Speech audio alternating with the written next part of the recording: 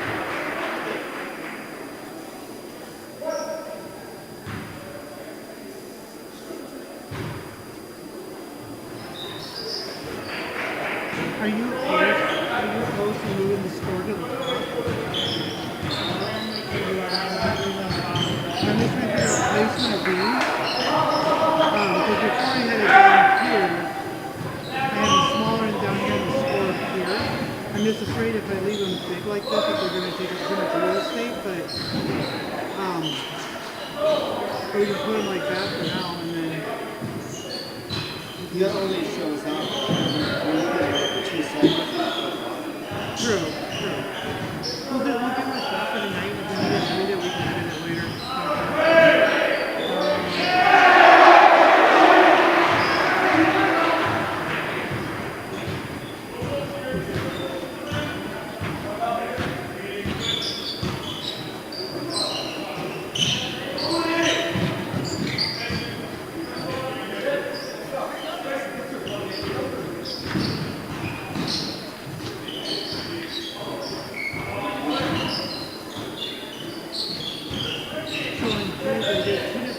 This is what I really wanted to do, where the background of the person is blank, but it didn't turn out that way. So.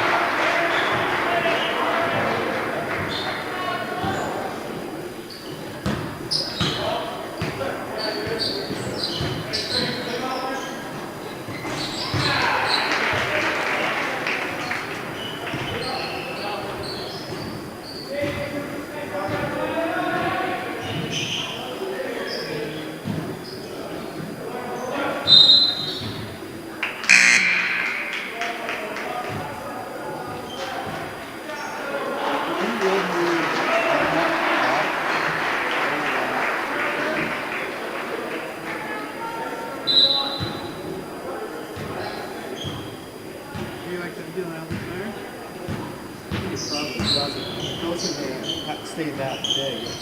Well, we can make this smaller. Like I can do like this, and then that's center. I like that.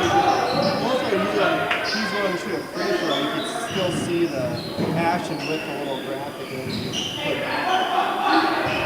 So that's how I would something like that size.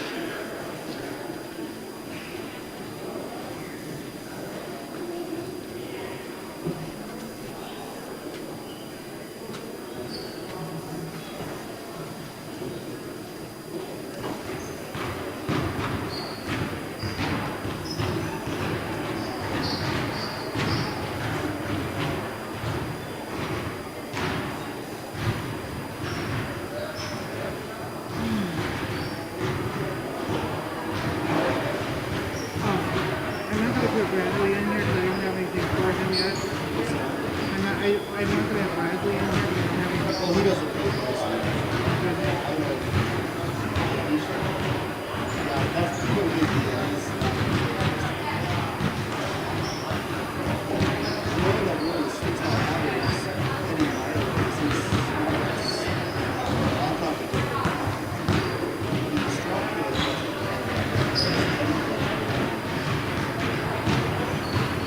So for me, when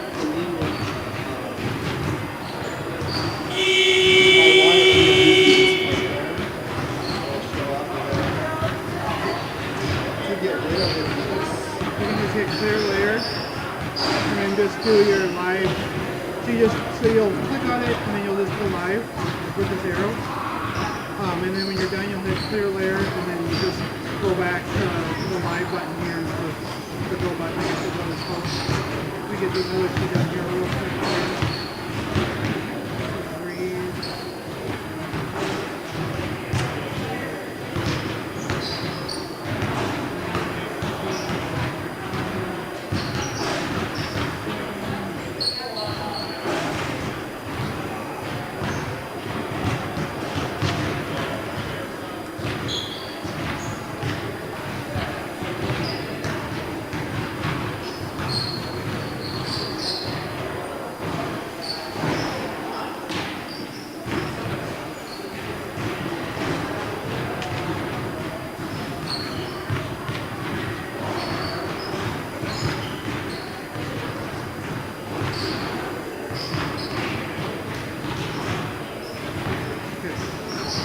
So when you're done, I keep doing now to the right. So when you're done, you just go to File, and then on the desktop one here, there's a just go click on. Go up here and click on desktop, and then just click on RPR main and hit save. So after you want to make this hit yes, and that will save all the changes you made tonight. So I'll clear this layer for now. so let me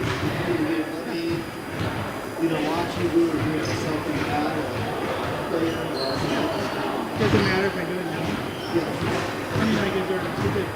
We're live and If you're live, let's just do it. I just want to see you do it. So Yep.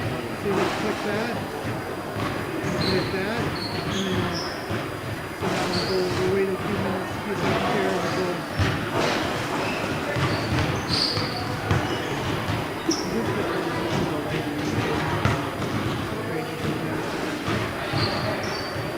is it really YouTube?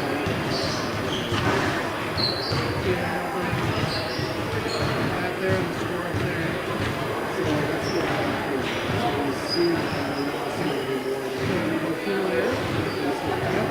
And then just hit the arrow button for your key. And then I'll clear it off, and then when you go back to YouTube, when like 30 seconds down the road here, that will show up on YouTube. So, and then yeah, I'll get the other ones done.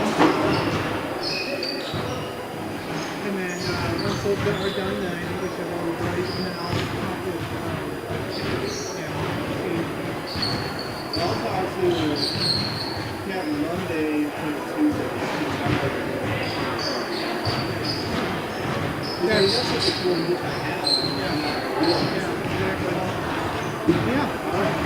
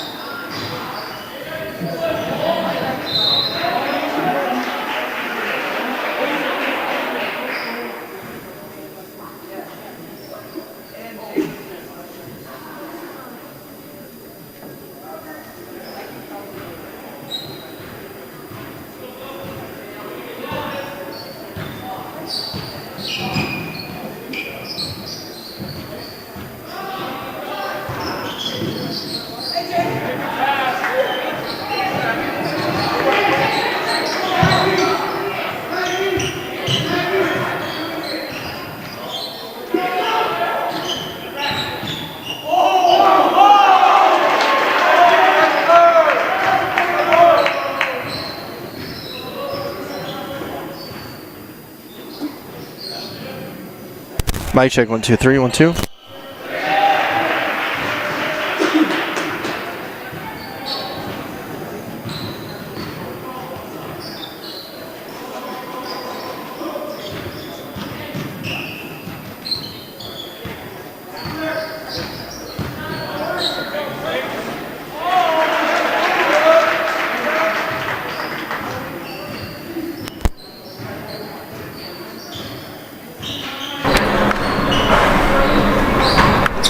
Three, two, one.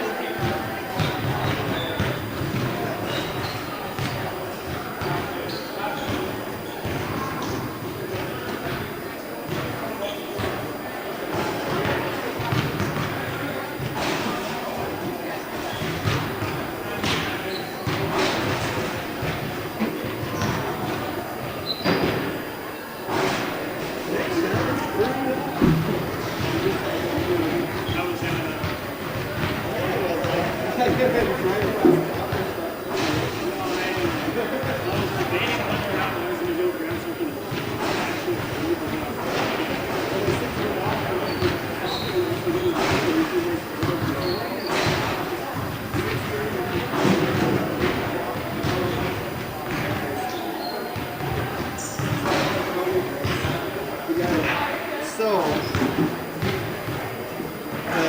Nick knows for some reason Roby sent him Eddie and his brother, but he couldn't figure it out. So we have everyone but Eddie and your brother. So here is what it'll look like. And I can do this, which I'll just print for me. I'll probably do like maybe scroll through before a free throw or something. Because I tried at one point earlier tonight to see if I would move that up. If this for basketball, it's covering up the scoreboard. If I move that up, it covers up half the hoop. So it has to be something. I told Nick if we could make these somehow a little smaller but still readable, because like if it was like about half that size, you could literally like put it over here and still see if someone hits a free throw. I mean that's about that, or if there's just a break in time on board, then that's the only time. So it's like then I would just do clear layer and so I Ambrose.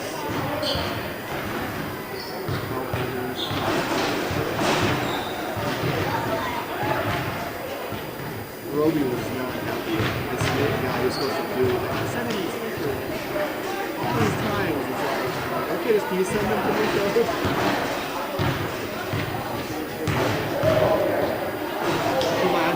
Other things to do today are really about these.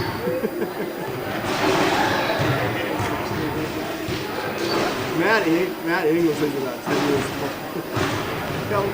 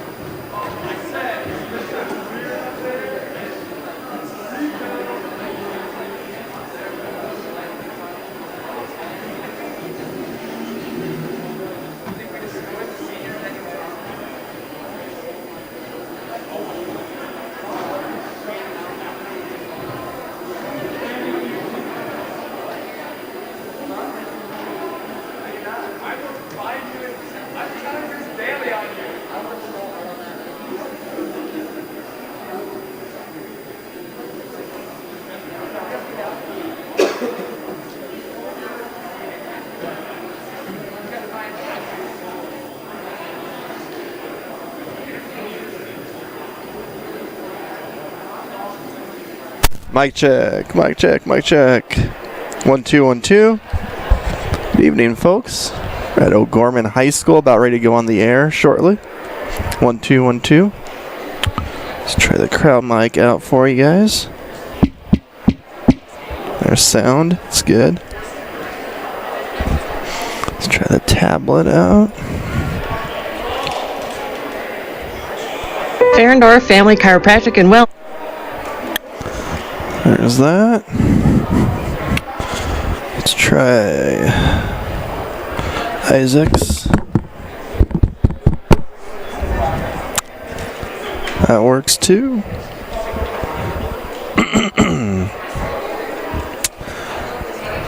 A new feature tonight, folks. We have some images of the players, which I'll try to pop up on the stream during free throws and different times during the game. So you got that to look forward to.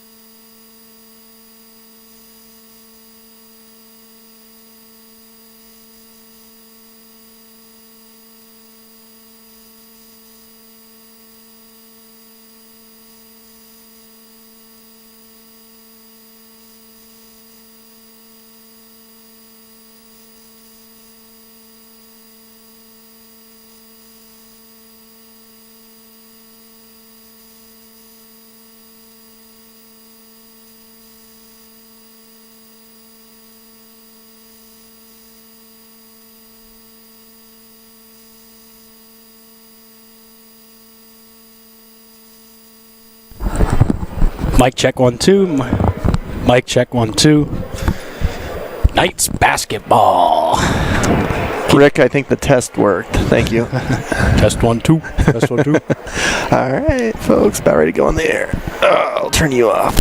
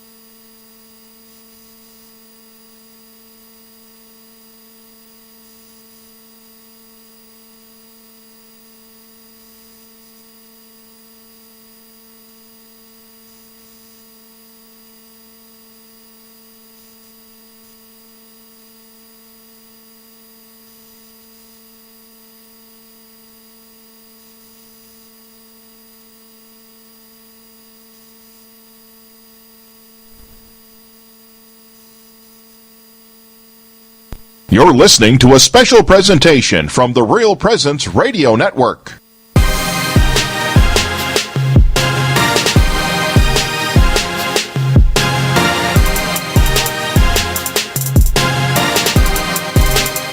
On Real Presence Radio, welcome to the Knights Game Day Show, sponsored by First Premier Bank Premier Bank Card and Guarantee Roofing and Sheet Metal.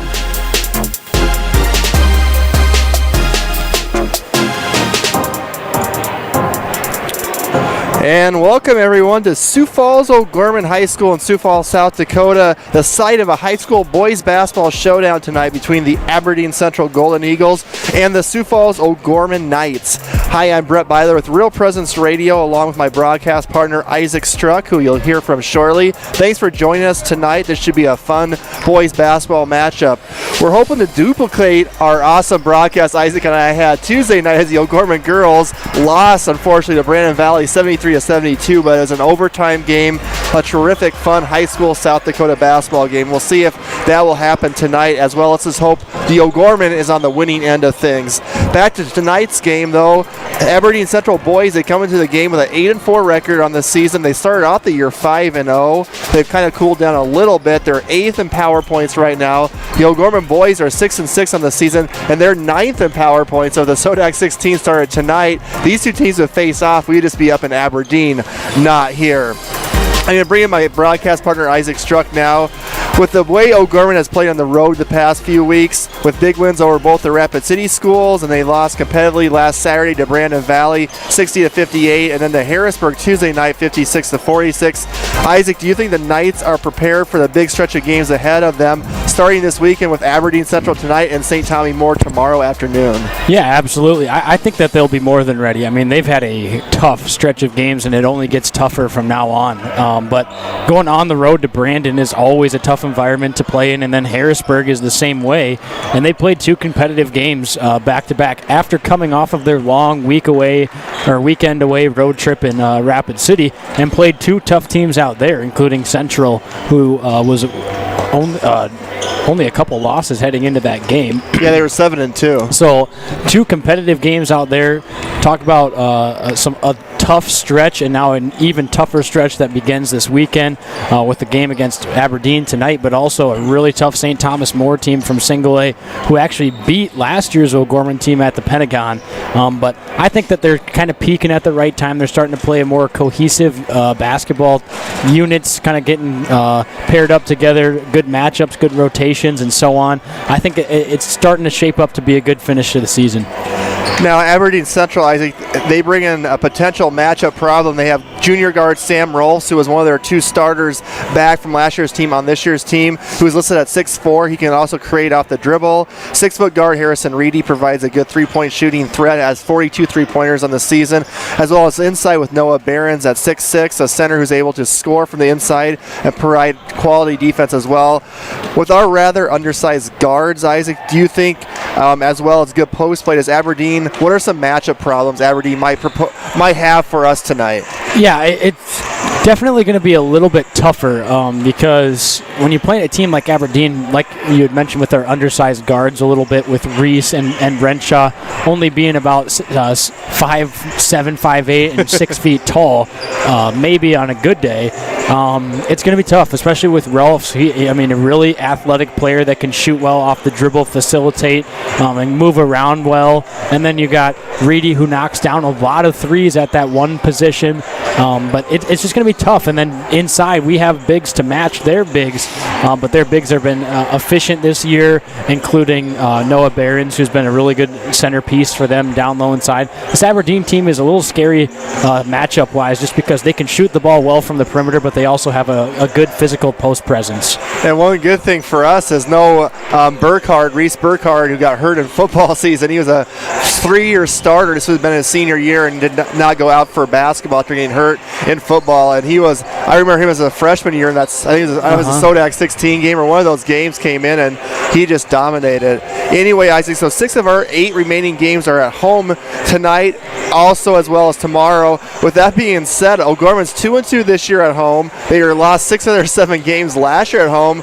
So do you think this last stretch with all these home games is actually going to be a benefit for O'Gorman, for a team that surprisingly the last year and a half struggled at home? I hope so. Like Roby always says, you got to protect your house, and he was a little upset with last year's group not necessarily protecting their home, but also this year's group kind of off to a slow start earlier on in this season. But I think it's going to be an advantage, just being able to play at home, knowing that There's going to be a lot of different circumstances, for different reasons that you just have a little more of a comfort zone when you're playing at home. You can be in a more straight-up routine, and especially getting some tougher teams and a better routine at home is going to help. And also, Isaac, finally, how important will be these final 8 regular season games for O'Gorman to have these players play team ball instead of as individuals? I remember one of the famous lines Roby had with me 2 years ago was, be a superstar in your own roles. Understand what you can do well and stay within that. How important is it for these players maybe not to try to do too much individually, but be more in that team concept? Oh, it's huge. Especially, you don't want to be in this point of the season, guys fighting for who scores what basket. You just got to be patient with the basketball, pass it around, move it around, and like Roby said, you've got to be a superstar in your role. If your role is to go up and get a bunch of rebounds, you got to go up and get a bunch of rebounds and be aggressive. You just can't go out here and try to do too much in this type of the season. You should kind of know where you fit in this team and how to stay aggressive and how to stay efficient in your role. You sure would hope so after 12 ball games. Isaac, can you tell us how the last meeting went between these two squads and also the series history between these two teams? So Gorman won that last meeting 64-59 on February 11th last year. Okoye had 22 points in that game to lead the Knights. That game was up in Aberdeen. A close game. You guys were on the call for that one. I wasn't there, but watched from home. Yeah, that was my first time ever in the Aberdeen Central gym that night too. So Aberdeen and O'Gorman have only played 18 times, which will be included tonight. O'Gorman leads this series 13-4. OG also won that 2017 state title 69-57. You were a part of that, were you? Maybe. And the 2010 state title game 85-66 over Aberdeen Central. So some good history in games that count for O'Gorman over Aberdeen Central. And then now we're going to go over to our scoreboard update. So there's some other games going on tonight on a beautiful cold Friday in Sioux Falls, but around the state as well. What are some other games going on tonight, Brett? All right, AA boys going on right now is Douglas at Belfouche. Rapid City Stevens tonight will take on Brookings at 7:30 in boys action. Mitchell is at Sturgis Brown. Rapid City Central is at Watertown. Huron is at Spearfish. So those last three are all 8 p.m. starts. Stevens at Brookings at 7:30. And AA girls at 6 going on right now. Stevens girls is at Brookings. That's a doubleheader tonight. Rapid City Central is at Watertown. Another doubleheader. Sioux Falls Roosevelt's girls are at number 1 Aberdeen Central's girls. Aberdeen Central's girls face us tomorrow up in Aberdeen. Maybe Roosevelt can tire them out a little bit. Spearfish is at Huron tonight in girls action. Huron girls trying to bounce back from about a 50-point loss to Washington the other night. And finally, Sturgis Brown girls are at number 5. Mitchell's girls 11-2. Sub-varsity action. The JV for Aberdeen Central, Isaac, won 59-38. The freshman A's for O'Gorman won 57-52. Ryland Satter and Hayden Gross had 19 each. The sophomore boys won big 70-37 for O'Gorman. No freshman B to report. And that's our scoreboard update. Well, coming up on the other side of the break, Brett Byler had a chance to talk to O'Gorman coach Brett Norberg to find out whether his Golden Eagles squad is able to come in and get a win tonight and what they need to do to be successful. Stay tuned for more after the break. At First Premier Bank and Premier Bank Card, we believe the greatest investment we can make is in our customers and communities. Thanks to our industry-leading service, products, and tools, we're helping our customers reach their financial goals and achieve success. Through the generosity of our employees and leadership, we're able to support nearly 700 South Dakota organizations and nonprofits with our time, money, and resources. At Premier, we're always seeking ways to make an impact for good by investing in what matters most to you. It's the Premier way. Catholic Family Services is here for you, regardless of age, faith, or ethnic origin. They provide services throughout eastern South Dakota, including mental health counseling for adults and children, grief therapy for individuals or groups, a divorce support group, and a grief camp for children. They also now offer online counseling through telehealth therapy. For more information or to make an appointment with Catholic Family Services, you can call 800-700-7867 or go to sfcatholic.org/CFS.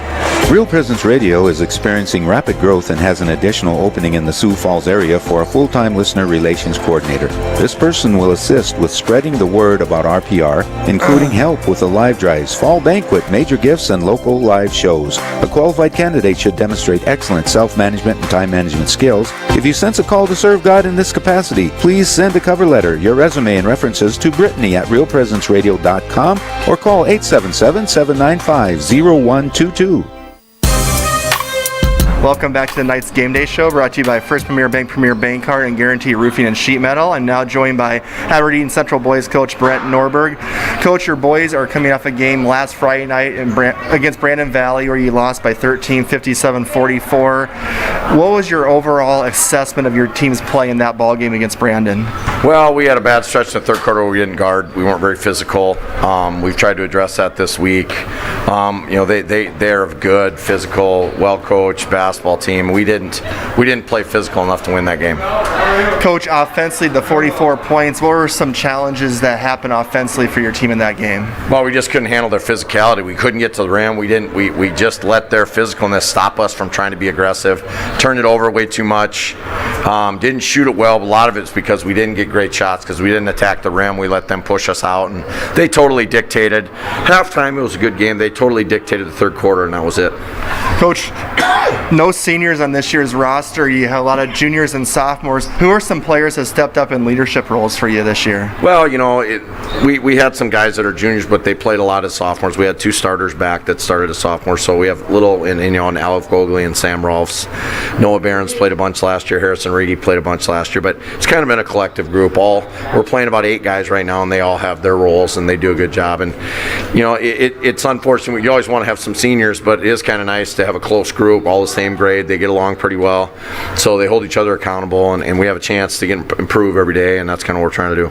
Coach, what is your team's biggest improvement now compared to the start of the season, and what would you still like to see improvement on the final 8 games of the year? Well, I think improvement-wise, we're able to take care of the ball better at times. We still have some problems with turnovers. I think defensively and on the glass, we've improved steadily. We have to keep getting better in the half-court offense. We've struggled there. We've been pretty good in transition. We haven't been great in the half-court, and we have to continue to get better there.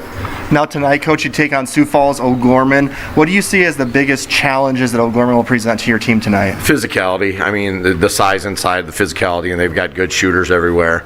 But really concerns me is keeping them off the glass, trying to make them shoot contested twos instead of wide open threes and layups, and that'll be difficult tonight. They're a lot bigger and stronger than us. We're going to have to find a way to keep the ball away from the rim. For your offense that has success against O'Gorman tonight, what must your team do? Well, we got to set screens and do it together. If we try to take turns going one-on-one, which we tend to do sometimes, we're going to struggle. If we can do it together and we can set screens and cut and move and play off each other and be strong with the ball and not take it over, we'll have a chance. If we don't, we won't.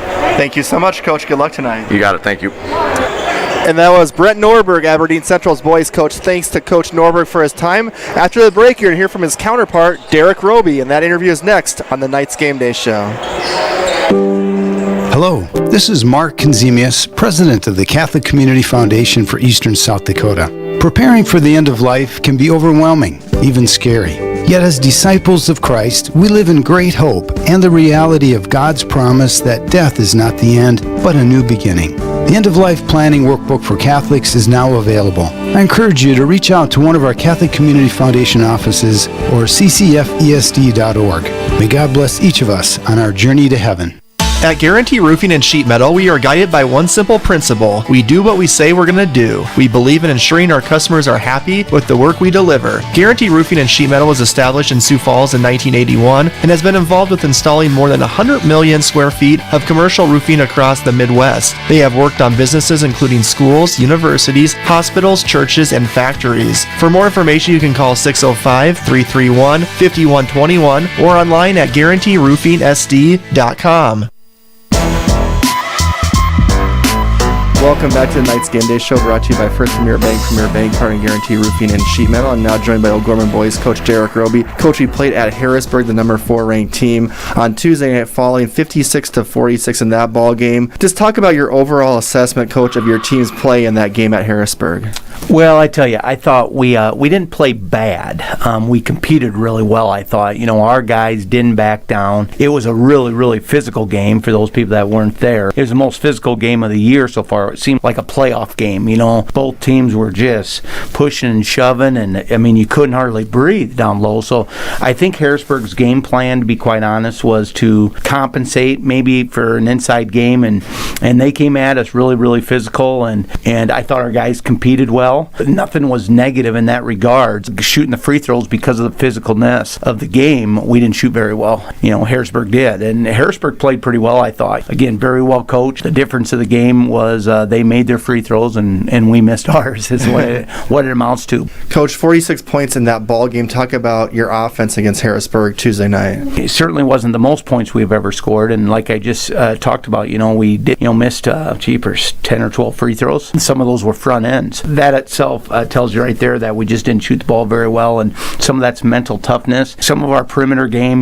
we just missed some wide open look. That's just the way it goes. We live and die on the 3-point line sometimes. And the other night at Harrisburg, we were playing in their gym and some of the shots didn't fall that normally do. And, that's part of the game. Coach, I know you talked to me a couple of weeks ago before one of our home games. We're 2-2 this year at home right now. 6 of our remaining 8 games are at home. Have you stressed to your team the importance in those final stretch of games protecting our home court, as we have 2 big home games, or tonight against Aberdeen Central and starting off with Saturday against St. Thomas More? To be quite honest, you would think that the home court would mean more to us than it probably does. And the only reason I say that, Brett, is last year, we end up 14-7, I think, when it was all said and done, and we lost 6 out of the 7 games we lost in our own building. It was incredible.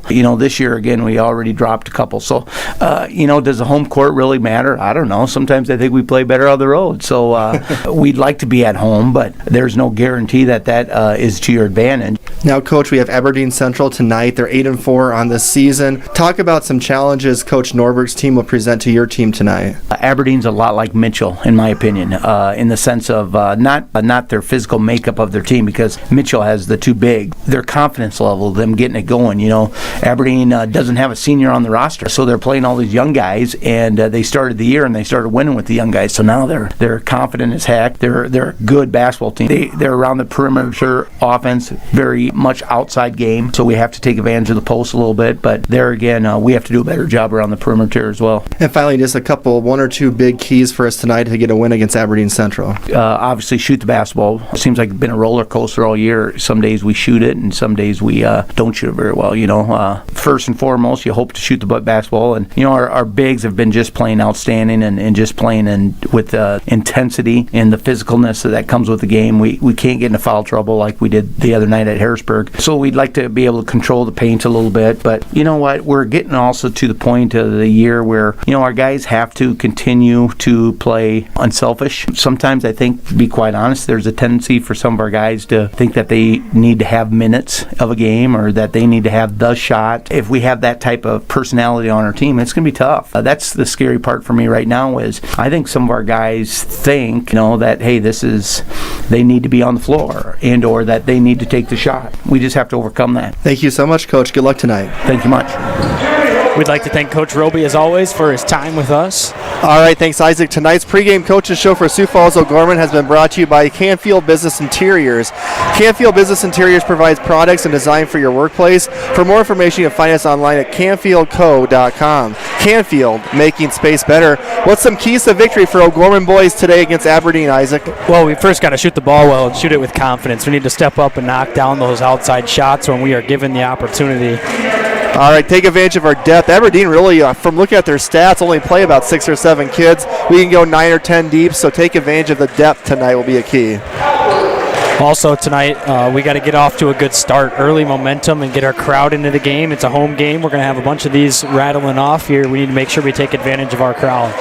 Locate Harrison Reedy, averaged about 14 points a game. He has 42 three-pointers made through 12 games. And also win the rebounding battle and control the paint will be another key today. Isaac, who is your pick to click tonight? I'm going to go with sophomore Matt Ing tonight. I think Matt's going to come off the bench and he's going to get it going early and often from that three-point line, but is also have a chance to stay in the game later on and provide some crucial scoring late. I got David Alpers tonight. I think his size and strength down low will be the deciding factor for O'Gorman tonight. Tonight's Sioux Falls O'Gorman Knights Game Day Show has been brought to you by First Premier Bank Card. Premier is a proud sponsor of high school athletics and your O'Gorman Knights. First Premier Bank Card, investing in their communities. Tonight's pregame coaches show has also been brought to you by Guarantee Roofing and Sheet Metal. Guarantee Roofing and Sheet Metal was established in Sioux Falls in 1981 and has been involved with installing more than 100 million square feet of commercial roofing across the Midwest. For more information, you can call 605-331-5121 or online at guaranteeroofingsd.com. Coming up next is the night's tip-off show after the break. At First Premier Bank and Premier Bank Card, we believe the greatest investment we can make is in our customers and communities. Thanks to our industry-leading service, products, and tools, we're helping our customers reach their financial goals and achieve success. Through the generosity of our employees and leadership, we're able to support nearly 700 South Dakota organizations and nonprofits with our time, money, and resources. At Premier, we're always seeking ways to make an impact for good by investing in what matters most to you. It's the Premier way. At Guarantee Roofing and Sheet Metal, we are guided by one simple principle. We do what we say we're going to do. We believe in ensuring our customers are happy with the work we deliver. Guarantee Roofing and Sheet Metal was established in Sioux Falls in 1981 and has been involved with installing more than 100 million square feet of commercial roofing across the Midwest. They have worked on businesses including schools, universities, hospitals, churches, and factories. For more information, you can call 605-331-5121 or online at guaranteeroofingsd.com.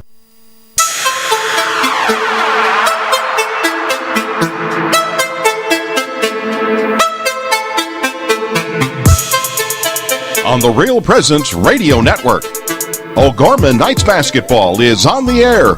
Brought to you by Catholic Family Services, Catholic Community Foundation of Eastern South Dakota, Bishop O'Gorman Catholic Schools, McGuire Iron, Sioux Equipment Company, Ferendorf Family Chiropractic and Wellness, Canfield Business Interiors, the BB Agency Knights of Columbus Insurance, Barnett Lewis Funeral Home, Ide Bailey, First Premier Bank Card, Pizza Ranch and Fun Zone Arcade on 41st Street, Guarantee Roofing and Sheet Metal, Crossroads Book and Music. Tip-off to tonight's game is just moments away. With all the exciting action of O'Gorman Knights Basketball, let's go to the gym.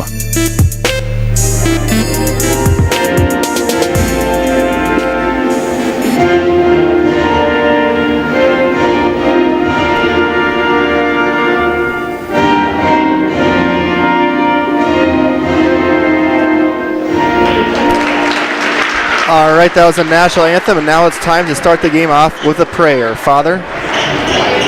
Hello, I'm Father Andy Thurns, your chaplain at Bishop O'Gorman High School. Let's begin in the name of the Father, and of the Son, and of the Holy Spirit. Amen.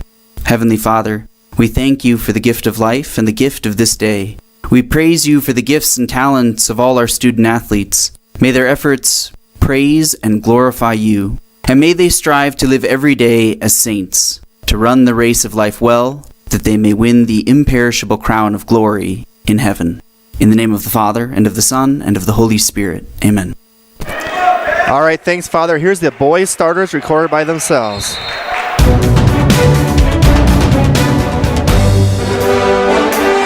Cade Moffitt, number 3, 6'3", senior, guard.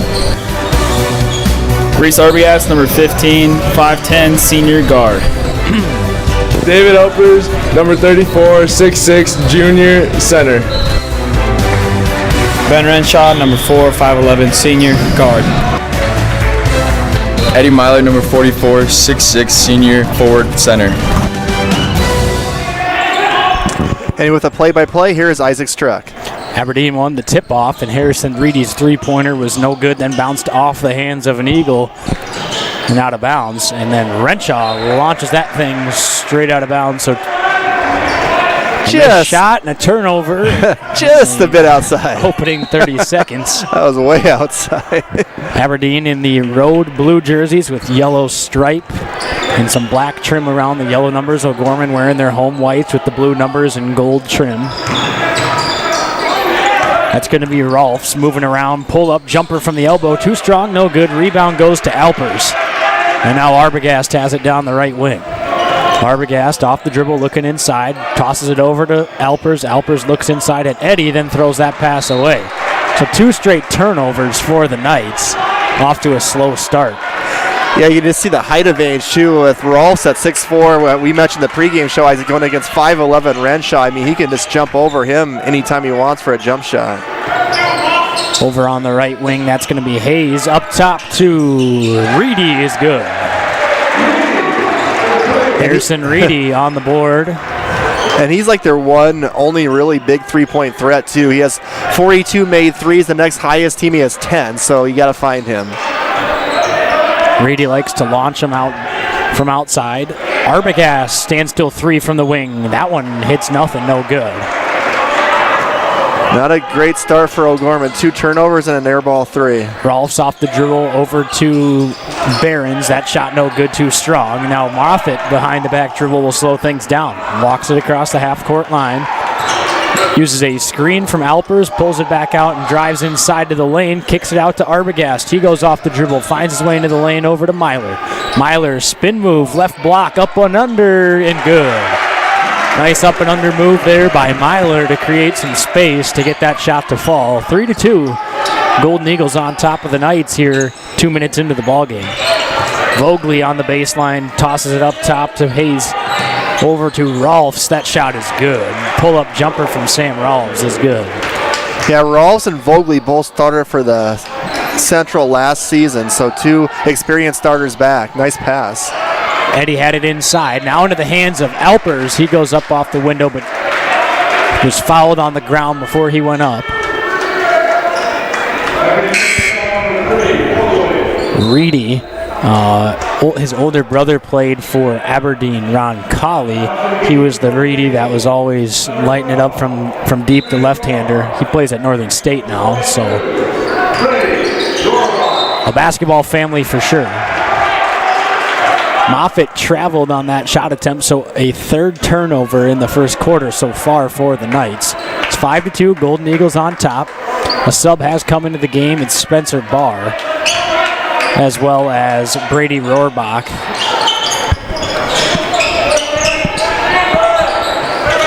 Reedy off the screen, step back, thought about a 3, passes out instead. Now it's going to be Barons on the elbow. Up top to Barr. His 3-pointer rolls around off the rim, no good. Nice look there from Barr from straight away. Just couldn't get it to fall. Myler with it up top, looking inside at Alpers. Swings it over to Arbogast, who then gets it inside to Alpers. Alpers to Myler off the window for 2. Nice job by Alpers to stay grounded, not slide that pivot foot and dish it off to Myler for 2. So Eddie has all 4 points for O'Gorman tonight. Reedy up top, swings it around to Barons. Barons off from the wing. They're going to call a hold underneath on Myler. So if that shot would have fallen, it would have counted. It did not, but it will stay with Aberdeen. So a couple of subs back in the game. Rolfs and Vogley check back in, and then for O'Gorman, it's going to be Shea, Eng, and Lynch. And Jackson Dorsett's in the game, and he had a really, really good JV game today for Aberdeen. Up top, Vogley, left-hander from 3, no good. Rebound, bounces around a couple times into the hands of an Eagle, and that shot is no good. So Rohrbach went up and somehow grabbed the rebound, then had an opportunity to go up for the layup, missed it, and then got called for the foul about 80 feet from the basket. Well, Eddie had it, then Renshaw hit Eddie, and the ball went to Rohrbach, who missed the layup, and crazy sequence there. Lynch has it up top over to Renshaw. Going to have a couple screens here. Over to Shea. Shea looks inside at Lynch. That one got kicked out of bounds. That right there was the play that converted the lob against Harrisburg and O'Gorman last Tuesday. Joe Lynch caught an alley-oop, slammed it home, of course, in a game that we weren't covering. Right, when I've been asking for dunks all season, because Isaac got my expectations up, tell me how many O'Gorman an athletic group of guys, they can dunk it, just haven't had many opportunities as Renshaw goes to the hoop and lays it in off the window. Tough circus shot by Renshaw falls, and it's 6-5. Vogley with it on the wing. He'll drive inside, dish it out up top to Rolfs. Standstill 3-pointer off the front of the rim, no good. Rebound goes to Myler, and the Knights will clear it. Shea dribbles up the wing, tosses it over to Lynch. Back to Shea, who's looking inside. Had it poked away by Rolfs. Nice job by Rolfs on the defensive end. Then comes around on the offensive end. Tough pull-up, contested jumper, no good. So Sam Rolfs can't get that one to go. Struggling from the field so far. as Renshaw nearly lost it, flips it away to Shea. It was tipped out of bounds off the hands of the Golden Eagles, and Behrens will check back in. He comes in for Rohrbach, as well as Alpers for the Knights. He'll come in for Myler. The only starter left on the floor is Renshaw with 3:23 left in the first quarter. Well, Gorman has about a 9-person rotation right now. We saw earlier in the year is about 10 or 11. Roby's kind of whittled it down a little bit as we get closer to the end of the season. Alpers off the dribble, spin move inside, nearly lost his footing, goes up, easy shot there from Alpers. Made it look easy anyway, and it's 8-5, Knights on top. Behrens with it up top, over to Dorsett, inside to Rolfs. That's a tough fadeaway turnaround jumper, and he got fouled by Shea. And that last shot by Alpers and the previous one by Eddie, his first basket, Isaac, was great patience by those two players because the initial move was guarded really well by the Aberdeen Central Golden Eagles. You just kind of do that counter move, and that's what got the baskets. You don't panic if someone takes your initial move from you. Absolutely. That free throw was good, and now Reedy checks back into the game for the Golden Eagles. Rolf's free throw that time no good. Eng brings it across half court. He'll go off the dribble, off of a screen now from Alpers. Pull up three, no good. Rebound underneath. He's going to be held. Joe Lynch had a chance at the board, got held by Vogely. He didn't like the call, but I think it was kind of obvious that there was a hook around the arm as Arbogast checks back in for Shea and Moffitt in for Renshaw. Aberdeen's pretty kind of a slight looking team except Rohrbach in there. So even there are a few tall players, there's not a ton of muscle on them. So that's why you think O'Gorman could win the physicality battle here. I think Moffitt pushed, yeah. Yep, Moffitt's going to get called for the push from behind. So a foul call to Moffitt. It's going to be his first. Vogely had to come out of the game for Aberdeen. He picked up his second foul there on that rebound. Rolfs, he'll use a screen from Behrens. He'll toss it up top to Reedy. He goes off the dribble. They're going to say he walked. So a turnover for the Golden Eagles. It's 8-6, Knights on top of the Golden Eagles here with 2:32 left in the first quarter. For all of you listening out in Aberdeen, welcome to Real Presence Radio's broadcast of O'Gorman Athletics. And you can go to YouTube and check us out. Real Presence Radio Sioux Falls. Listen and watch the video stream. Alpers to Eng, standstill three from the wing. That one's good. If Eng gets both feet set, it's tough to miss those. 11-6, Knights on top here. Behrens off the dribble. Nearly shuffled his feet, hands it off to Barr, over to Behrens, inside to Rolfs. Rolfs to Reedy. He's got it at the top of the key, now inside to Behrens. Tried to dump a pass inside to Rohrbach. It got poked away into the hands of Reedy, and he passes it around the perimeter. Winds up into the hands of Barr. Left wing three, rattles home. A nice shot there by Barr. Spencer Barr, the 5'10 sophomore, on the board with a three. That shot, rebound, bounces around all over the place, and now two guys get to the floor. They're going to call a jump ball, and it's going to stay with the Knights. So a couple of subs into the game. I say, if I remember right, Barr was a pretty good football player for Aberdeen Central. I know there's a Barr that played when you played, Preston Barr, yep. The running back that was a good player. Yeah, he was a solid athlete. I think he plays at Northern State now, too. It seems like a lot of those Aberdeen kids they do. take the crosstown trip. Moffitt with it in the corner, looking inside at Myler. He'll go off the dribble. Baseline move by Moffitt into a lot of traffic. He got fouled on his way up, so he'll head to the line for two free throws. So Cade Moffitt slices his way into the paint, goes up for two. He'll head to the line where he's a 68% shooter on the season. It's a tough foul because it was the offensive player Moffitt initiated all the contact. The Aberdeen guy was just kind of standing there. I'm guessing that's what Coach Norberg's talking to the ref about.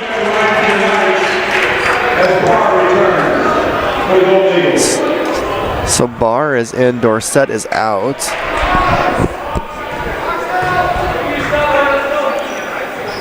Second free throw, no good for Moffitt. So 1 for 2 at the line for Moffitt.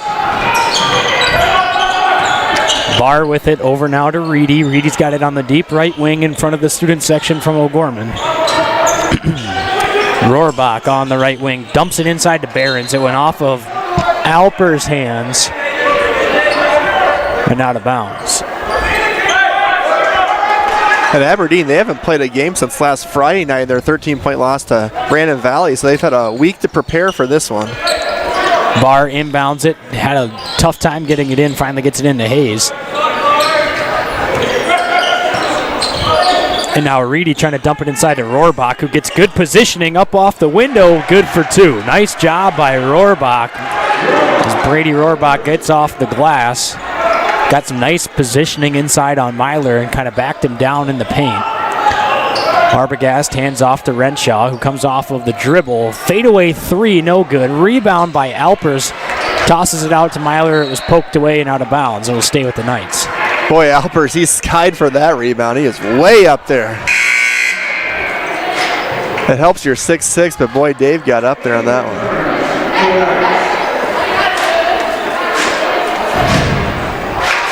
So O'Gorman has about a 3-second differential right now between the game and shot clock with 36 seconds left here in the first quarter. Renshaw at the top of the key now. He'll walk it near the half-court line, just inside the O, where he'll set up shop. Reedy guarding him. I'm guessing you might know what's coming up here on this play, Isaac. I just might. 16 on the shot clock. Knights obviously holding for that late clock here. Now to 10, and Renshaw's going to go one-on-one. He'll create some space, get into the lane, tried to dump it off to Myler. It got poked away. Renshaw gets it back. 5 seconds left. Moffitt off the dribble. Deep contested three. No good off the rim. Rebound by Alpers. It bounces around a few times. Then Rohrbach just throws a fastball that barely got to the height of the rim, and that'll do it for the first quarter. So at the end of one here at O'Gorman High School, Knights on top of the Golden Eagles, 12-11. Stay tuned for more here from Real Presence Radio Network. Ferendorf Family Chiropractic and Wellness is a third-generation chiropractic practice focusing on inspiring patients to take control of their personal health and the health of their families. Dr. Eric Ferendorf, a 1999 O'Gorman alum, is a proud third-generation O'Gorman Cathedral High School graduate following in the footsteps of his grandfather and uncle, and is excited to welcome his wife Larissa to the practice. Ferendorf Family Chiropractic and Wellness is located on the northwest corner of 49th Street and Southeastern Avenue, 605-334-8000. Hi, I'm Larry Canfield with Canfield Business Interiors. I've often been asked what differentiates Canfield Business Interiors from other companies. It's our knowledge, expertise, and over 100 years of combined experience. It's how we use our in-house design capabilities to enhance your workspace. To us, it's not just a transaction. It's about our satisfaction guaranteed philosophy that seeks a positive outcome for all. The reason we are in business is to make your space better. We get results, just like those Knights. Go Knights! All right, we're going to take a quick break for station identification. You're listening to Real Presence Radio, FM 94.5 KGWD Sioux Falls, FM 91.3 KSTJ Hartford, and FM 104.3 KSTJ LP Sioux Falls, an affiliate of the RPR network. Barron's just got a nice shot to fall on the floater. 13-12, Golden Eagles on top. Arbogast gets the handoff, drives inside. Floater by Arbogast is good. He's pretty good about that. It was 10 to 11 foot little lefty floaters. Nice little runner inside the lane for Arbogast is good. It regains the lead for O'Gorman, 14-13 in a tightly contested battle so far against the Aberdeen Golden Eagles. Like we said earlier in the pregame show, if the state tournament started today, these two teams would be playing only just in Aberdeen instead of Sioux Falls in that 8-9 seeding matchup. So some SODAC 16 home game playoff implications tonight. That pass thrown away right into the hands of Rolfs. Rolfs off the dribble, in some trouble in the corner, tosses it up top. That's Rohrbach, thought about a three. Now over to Hayes, his three-pointer no good. That was a tough contested shot by Hayes, nearly got it to fall. Now Gorman's just going to slow it up a little bit. Arbogast will come off of a couple screens here. Gets it in the wing. Now looks inside at Myler, then he nearly threw that thing away. They're going to call a foul. I think it was on Rohrbach with a push in the back. So Rohrbach picks up his second, and now that frees up space for Vogley to check back into the game. He's got 2 fouls as well. So 2 of the bigger players for Aberdeen, Vogley and Rohrbach, both with 2 fouls here in the first half. And Joe Lynch is back. Matt Eng and Michael Shea are your 3 new O'Gorman Knight players. Renshaw has it in the corner. Looks inside to Myler. Spin move over the left shoulder, no good. Nice move, couldn't get it to finish. And Rolfs will bring it across half court. He'll come off the dribble in a hurry. Cuts his way into the paint, tries to throw up a shot. He got fouled. Joe Lynch about took his arm off with the foul. So Rolfs will step up to the line. Rolfs has been uber aggressive tonight. He'll head to the line for the second time tonight. His first free throw is good. Rolfs knocks down 62% of his free throws on the season, averaging 10.5 points per game, but doing a really good job tonight of getting aggressive-looking shots as he knocks down his second free throw. And Aberdeen as the team on the season is about 62% from the free throw line. So just take Rolfs over and over and over again. Right. 1 point lead for Aberdeen. Lynch has it up top to Myler. He'll swing it over to Shea. Shea looks inside. Now he'll drive inside. Turn around. Thought he had a shot. Then just threw it away. And Lynch dives to go grab it. But his hand was out of bounds as he grabbed it. And that'll be another turnover. Jackson Dorsett back into the game for Aberdeen. He comes in for Hayes. O'Gorman's had a few careless turnovers tonight. They had a lot in the first quarter, and that was kind of a low percentage pass that time. Rolfs to Vogley. Vogley at the top of the key, tosses it over to Rolfs. He's got it up inside to Vogley, who drives baseline up off the window. That was too easy for Vogley. And it helped too. He's a left-handed player, so being left-handed, you're shooting the ball away from the long-arm Joe Lynch that time. Renshaw hands it off to Eng. Eng has it at the top of the key now, swings it over to Lynch. Lynch over to Renshaw. Renshaw off the dribble here, tosses it to Shea. Shea, 15 on the shot clock, over to Eng. Deep contested three-pointer. He got fouled, it looked like. No call, however. And now Shea drives into the lane to Myler. Nice move by Eddie, up and under off the glass for 2. You are correct, Isaac. Eng should have had 3 free throws that time. He got undercut on that 3. Yeah, that was classic NBA there, not giving the shooter a spot to land. Lynch gets it. He steals it. Lynch has got a chance to send it in with a dunk here. Two-hand jam by Joe Lynch. Timeout Aberdeen. 18-17. Knights on top. It's a 30-second timeout, so we'll keep it right here. Well, Brett, are you happy? I got my dunk, Isaac. It only took us 12 and a half games, so I am ecstatic. Joe Lynch take that thing coast to coast. Two-hand slam off 2. Textbook there by Joe Lynch. Good defense leads to good offense as always. His father, Rick, has got to just be excited over there. That's one of his big things is defense leading to offense and getting athletic off 2 feet. So if you guys want to rewatch on the stream tonight, it'll be around the 2-hour and 22-minute mark is where that dunk will occur. But something like that, Isaac, can not only get you the lead, it calls a timeout by Coach Norbert, but that can get your crowd involved. Yep. You get your other teammates involved. It's kind of a momentum-changing type of play for O'Gorman, it could be. And now Lynch will stay on the court. He was on the bench, but he goes back in. It's hard to bench someone after they dunk it like that. Rolfs will bring it across half court. Dumps it to Vogley. Vogley off the dribble inside. Tough shot by Vogley, no good. Rebound somehow into the hands of Vogley. He goes back up for a shot, no good. Then a rebound tipped out by Behrens. Rebounded by Renshaw on the missed shot from Dorsett. Eng in the corner, off the dribble, up top. Renshaw, deep 3. He's fouled this time. So finally they call a foul for landing in the shooting area, and Renshaw's going to head to the line for 3 free throws. Ben Renshaw on the season, only a 50% free throw shooter, but has shot a very small sample size of free throws on the year. His first free throw rattles in, is good. 2 more coming. We got some subs coming into the game for both teams. It's going to be Myler down there, as well as it looks like Barr and Hayes for Aberdeen.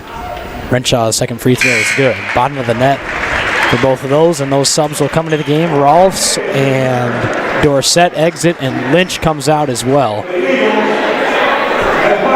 Lynch, back-to-back games with the slam. Let's make that a common theme the rest of the way. Renshaw's free throw is good, so 3 for 3 at the line for Ben Renshaw. 21-17, Knights on top of the Golden Eagles. Reedy into the paint. That's a tough shot by Reedy. Looks like he might have got fouled, no call.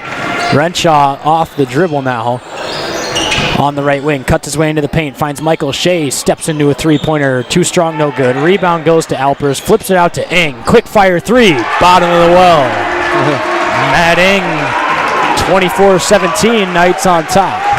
That's 2 3-pointers for Matt Eng. Isaac Strux picked the click. It feels like Isaac always has some insight on who's going to play well. I just don't know where he gets it from. It's just my intuition. Got a foul on O'Gorman. Eddie will get his second. So both Vogley and Eddie Myler are 2 post players, starters for both teams. They each have 2 fouls. So Costello will check into the game for the Knights, as well as Moffitt, who came in for Shea. Rolfs has it at the top of the key, now over to Barr, swings one inside to Behrens. Behrens spinning around to Barr. Deep 3 from the corner is good. Spencer Barr knocked down 2 threes already in the first half. Nice job by the sophomore coming in off the bench and knocking in some good contested shots. Inside, Alpers loses it into the hands of Hayes. Barr's only averaging 4.8 points a game, so he's already over his average. He's got another chance at a 3 here. That one too strong, no good. I love the way Renshaw rebounds for his size. Moffitt off the window, too strong, no good. He'll head to the line for 2 free throws. Yeah, he gets up there with some leaping ability. Arbogast getting ready to check back into the game. He might come in for Renshaw here, who looks like he needs a breather.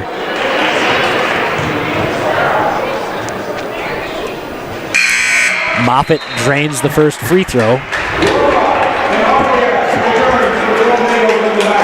Moffitt now 2 for 3 from the line tonight. 25-20, Knights on top here. The Golden Eagles, 2:53 left in the second quarter. That's the 3rd foul on Vogley for the Aberdeen Golden Eagles. Aberdeen Central, that is. Don't get it twisted with Ron Colley. There you go. Rolfs off the screen.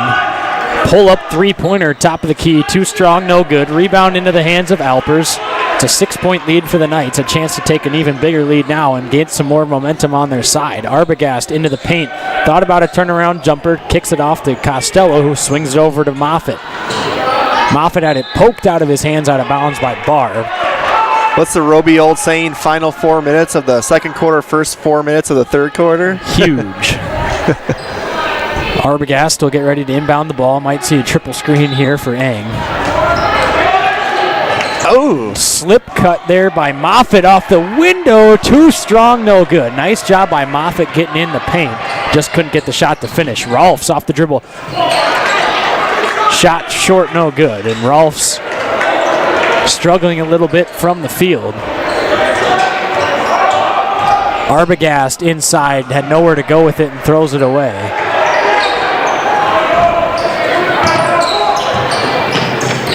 Behrens over to Barr, inside to Rolfs. Now out to Behrens. 3-pointer rattles around, no good. That thing nearly dropped. Moffitt with the rebound. He'll bring it across half court. Looks over to Costello, who's looking inside. Dumps it off to Arbogast. Up top, Eng, 3, good. Matt Eng, 3 threes. He's got 9 points to lead the Knights. It's 29-9, the largest lead so far of the evening for the Knights.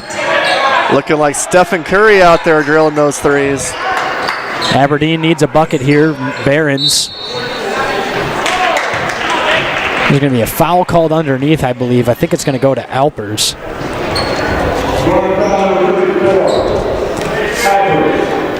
So Ings, 9 points off the bench, lead O'Gorman tonight. The Aberdeen Central averaging 62 points a game this year, Isaac, only have 20, struggling offensively in the first half. Reedy thought about a three. He's got Costello guarding him. Nearly traveled over on the right wing. Stays on his pivot foot up top to Barr. Barr off the dribble. Spinning turnaround, in some trouble over to Reedy. Tough three is good. Wow, what a nice shot there by Reedy. And now a ref. There's going to be a foul after the shot. So the bucket's going to count. And there's going to be a foul on Rohrbach, who is going to pick up his third foul now. So both him and Vogley have 3 fouls. Looks like they're going to just leave Rohrbach in here and trust him not to foul. If I was O'Gorman, I'd go right after him. He's guarding Alpers. And Alpers is going to pick up a foul. They're going to call Alpers with an offensive foul here. And Lynch will get ready to check in. He'll come in for Alpers. Alpers asking the referee what he does, and the referee was describing that he was not set and moving on the pick. I like that as a referee too. I mean, it's being like just giving the accepted and explain what they did instead of just taking it the wrong way. You know? Instead of saying like, what did I do? Instead of taking that as an insult, saying you made a bad call, the ref is given a teaching moment there. As Lynch is going to be fouled, so Lynch actually is going to head to the line for a 1-and-1. Instead of giving the teaching moment, kind of saying, hey, this is how I call it. This is how you're going to have to adapt to it for the game, whether you like it or not. But I've given you the chance to understand where I'm coming from here. And that's you like to see that out of an official. So that'll send Joe Lynch to the line, where he's a 57% free throw shooter on the season.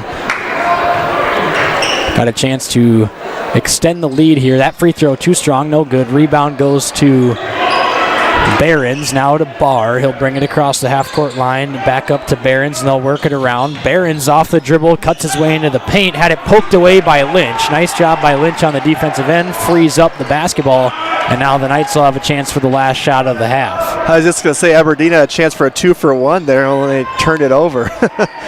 So now O'Gorman has the final shot opportunity.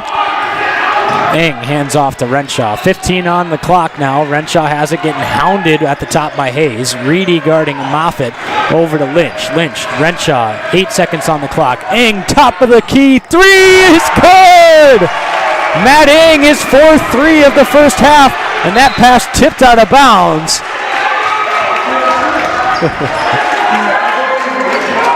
0.9 on the clock. Aberdeen's just going to have to get a quick catch and shoot here. They have the time to catch and shoot. This NBA Jam, Matt Ing would be on fire right now.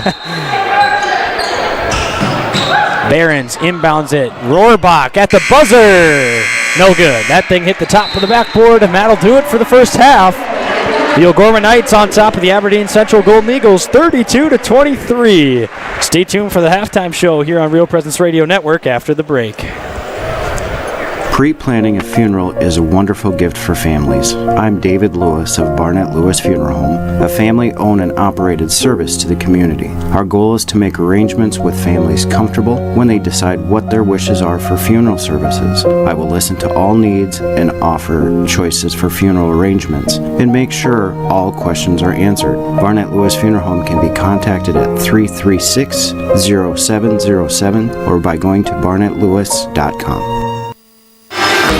Eide Bailey, a public accounting firm, provides tax, accounting, assurance, and business advisory services to clients across the nation. With offices in Sioux Falls and 40-plus locations in 15 states, Eide Bailey is the workplace for 2,500 professionals. The firm has been serving clients for over 100 years. You can contact Eide Bailey online at eidebailey.com. Eide Bailey is a proud supporter of O'Gorman Knights athletics and activities and the Real Presence Radio Network. Your family is depending on you to provide financial security for them. The Knights of Columbus can help you with insurance solutions such as disability income, long-term care, both term and whole life, annuities, retirement, and estate planning services. Join the Knights of Columbus today at kfc.org/join us for access to all these insurance services. Call the BB Agency at 605-882-8689. That's 605-882-8689. At Guarantee Roofing and Sheet Metal, we are guided by one simple principle. We do what we say we're going to do. We believe in ensuring our customers are happy with the work we deliver. Guarantee Roofing and Sheet Metal was established in Sioux Falls in 1981 and has been involved with installing more than 100 million square feet of commercial roofing across the Midwest. They have worked on businesses including schools, universities, hospitals, churches, and factories. For more information, you can call 605-331-5121 or online at guaranteeroofingsd.com.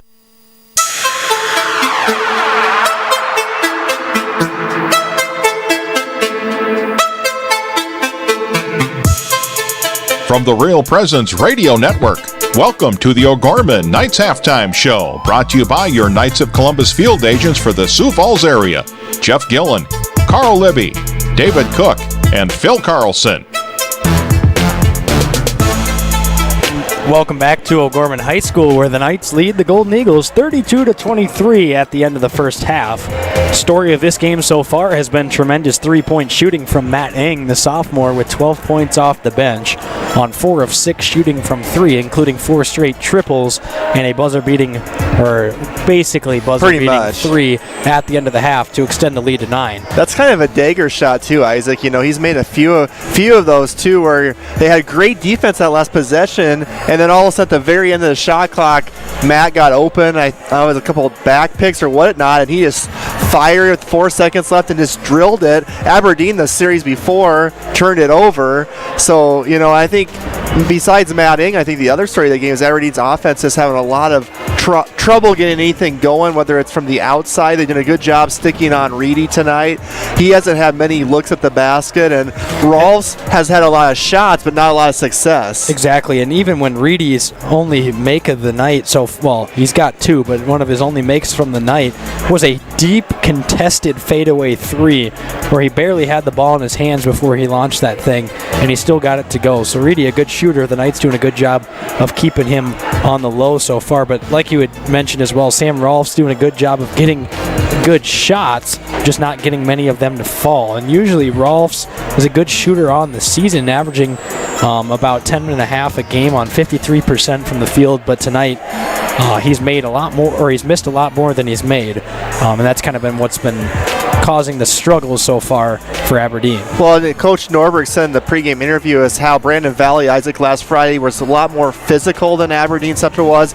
They kept Aberdeen Central out of their spots, like preventing the drives to the basket, and just discombobulated their offense. And O'Gorman's defense has been playing very physical. I mean, they've been able to kind of keep Aberdeen in front of them, contest everything at the rim. Some foul issues, though. We have 2 from Eddie Myler, some of them monitor in the second half, and also 3 for Vogley for Aberdeen Central, which could be a big issue for them. And 3 for Rohrbach for them as well. So Rohrbach and Vogley with 3 fouls each is tough because those are 2 of their bigger guys. Absolutely. So the Knights lead 32-23 at half. Overall, pretty good half for O'Gorman. If you're Coach Roby, Isaac, what are some things or a thing or two you want to still see improvement on in the second half to take a victory over a tough Aberdeen team? I want to see less turnovers in this second half. We have done a decent job of it tonight, but there's been too many times where guys are kind of driving into no man's land and having to flip some tough pass in some opposite direction. We've thrown it away a couple of times already, where it was just kind of a dumb turnover where you're just running yourself out of room and then you just got to flip up some weird pass or shot. And I'd just like to see us take more care of the basketball, value the basketball better in this second half. All right, thanks a lot, Isaac. We're going to take a break, and I'm going to put you on the spot for Inside O'Gorman segment as we're going to talk about some of Isaac's favorite memories of Catholic Schools Week, and that is coming up next on the Knights Halftime Show. You're listening to O'Gorman Boys Basketball on Real Presence Radio. At First Premier Bank and Premier Bank Card, we believe the greatest investment we can make is in our customers and communities. Thanks to our industry-leading service, products, and tools, we're helping our customers reach their financial goals and achieve success. Through the generosity of our employees and leadership, we're able to support nearly 700 South Dakota organizations and nonprofits with our time, money, and resources. At Premier, we're always seeking ways to make an impact for good by investing in what matters most to you. It's the Premier way.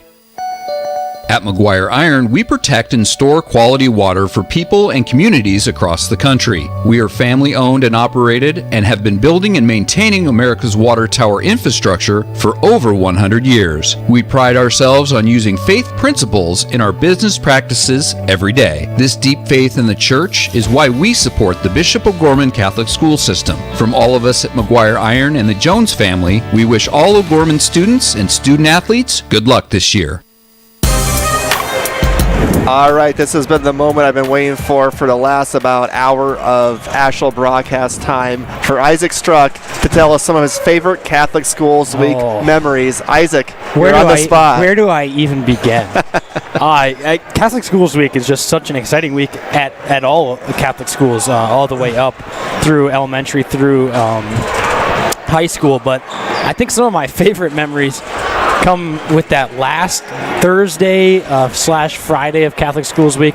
Obviously, early on in the week, there's always some sort of themed dress-down days, school spirit wear, whatever it can be. And then that Thursday, growing up in elementary school at St. Mary's Elementary School, we always had a teachers versus sixth grade students volleyball match. That the teachers are 31 straight victories, apparently, is the new record right now. But I mean, those teachers are 5'10", 6 feet tall, and it's almost like dunking on a couple little kids on a 7-foot hoop. So I don't know how fair that technically is. But then the same thing kind of continues at the junior high. You have another whole week of more games. Like today at the junior high, they're playing a bunch of games on O'Gorman Junior High Twitter page. You can see a couple pictures of their game day in the gym. And then the high school today had dodgeball versus the teachers as well. That's always fun. And then you always end off the week with a mass with the bishop, usually at the Elman Center. And that's just a good way to cap off what Catholic schools is all about. And it's just a fun week. Everyone's in a good, happy spirits. It's just celebrating something that you get to be a part of that not many other people can be a part of, or have the opportunity to be a part of a school system that is able to share their faith openly and so on. So it's just a really cool week. There's a lot of unique things about it, varies from school to school, but it's just definitely something that if you're ever interested in coming to O'Gorman, it's definitely worth it. Awesome. Thank you so much for that, Isaac. Appreciate it. Inside O'Gorman has been brought to you by the Bishop O'Gorman Catholic Schools. Our 6 elementary schools, junior high and high school, exemplify gospel values, strong student achievement, and community service. Our schools strive to have excellence where it counts in faith, academics, and our community, and in the opportunities offered to our students. Visit ognice.org to schedule a tour. Enrollment opens February 22nd. We're going to take a quick break. We'll come back for the start of the second half at O'Gorman High School. When you look to the future, is the road there inevitable? It's not. That's why O'Gorman education matters. It's where you'll grow in your faith, be challenged, celebrate, and become part of a community. These are the moments that will shape your life. This is where your path will unfold. What are you waiting for? You belong in blue. Your family is depending on you to provide financial security for them. The Knights of Columbus can help you with insurance solutions such as disability income, long-term care, both term and whole life, annuities, retirement, and estate planning services. Join the Knights of Columbus today at kfc.org/join us for access to all these insurance services. Call the BB Agency at 605-882-8689. That's 605-882-8689. All right, welcome back to the second half. I'm going to do a quick read here, Isaac. Tonight's halftime show for Sioux Falls O'Gorman is sponsored by the BB Agency. My camera situation. Supporting Knights of Columbus Insurance for South Dakota, Southwest Minnesota, and Northeastern Iowa for life insurance, long-term care insurance, and retirement products. Call a BB Agency 882-8689 to connect with a field agent near you. Here's the second half with Isaac Struck. Eddie Myler's scoop shot over to the left shoulder is good. So nice job by O'Gorman converting on the first opportunity of the second half. It's a 11-point lead as Reedy's going to be fouled by Renshaw. Well, Cousin Eddie scored the first basket of O'Gorman in the game, so why not score the first basket in the second half? Yeah, if we could just do that every time, that'd be pretty efficient. Rolfs over to Reedy, looks inside to Behrens. Behrens spinning into some trouble down low. Up top to Hayes, Travel. he shuffled his feet. You can hear the feet shuffle from up here, too, the little squeak of the sneakers. Little too quick for his own feet there. The mind was moving about a half a second faster than the feet.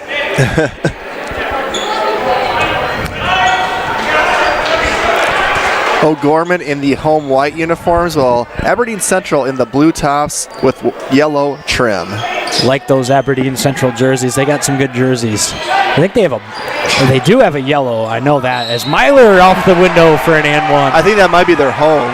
They have a white, a yellow, a blue, and I think they got a black now as well. So I'm a little jealous / envious, if you will, of the Aberdeen jerseys. But hey, back in my small high school, we had 2 sets of jerseys. Were they reversible? No. Good one. Myler's free throw rattles home and is good. It's 37-23, Knights on top. And this is the biggest lead O'Gorman's had all night. It's 14. So the first 4 minutes of the third and last 4 minutes of the second quarter have been very good for O'Gorman. Rolfs over to Vogley off the dribble inside. Runs into some trouble, tosses it off to Rolfs. He's up at the top of the key. Now Behrens in the corner, off the dribble. Step back to Vogley. 15 on the shot clock. Behrens in some trouble, looks over to Reedy. Reedy off the dribble now, a 10 on the shot clock. One-footed floater from Reedy is good. That thing hit the dead spot on the back of the rim and backboard at the same time and just kind of dropped its way into the hoop. Leads down to 12. Myler again! Over the left shoulder, good for 2. That was a nice hesitation move to fake the quick spin to the right, drop back over to the left. Flip up an easy floater. He's got all of the points so far in the second half. A game high 13 points for Eddie. 7 straight, in fact, for Eddie. Moffitt off the dribble. Spins his way into the paint. Down inside to Alpers. What a beautiful pass from Moffitt.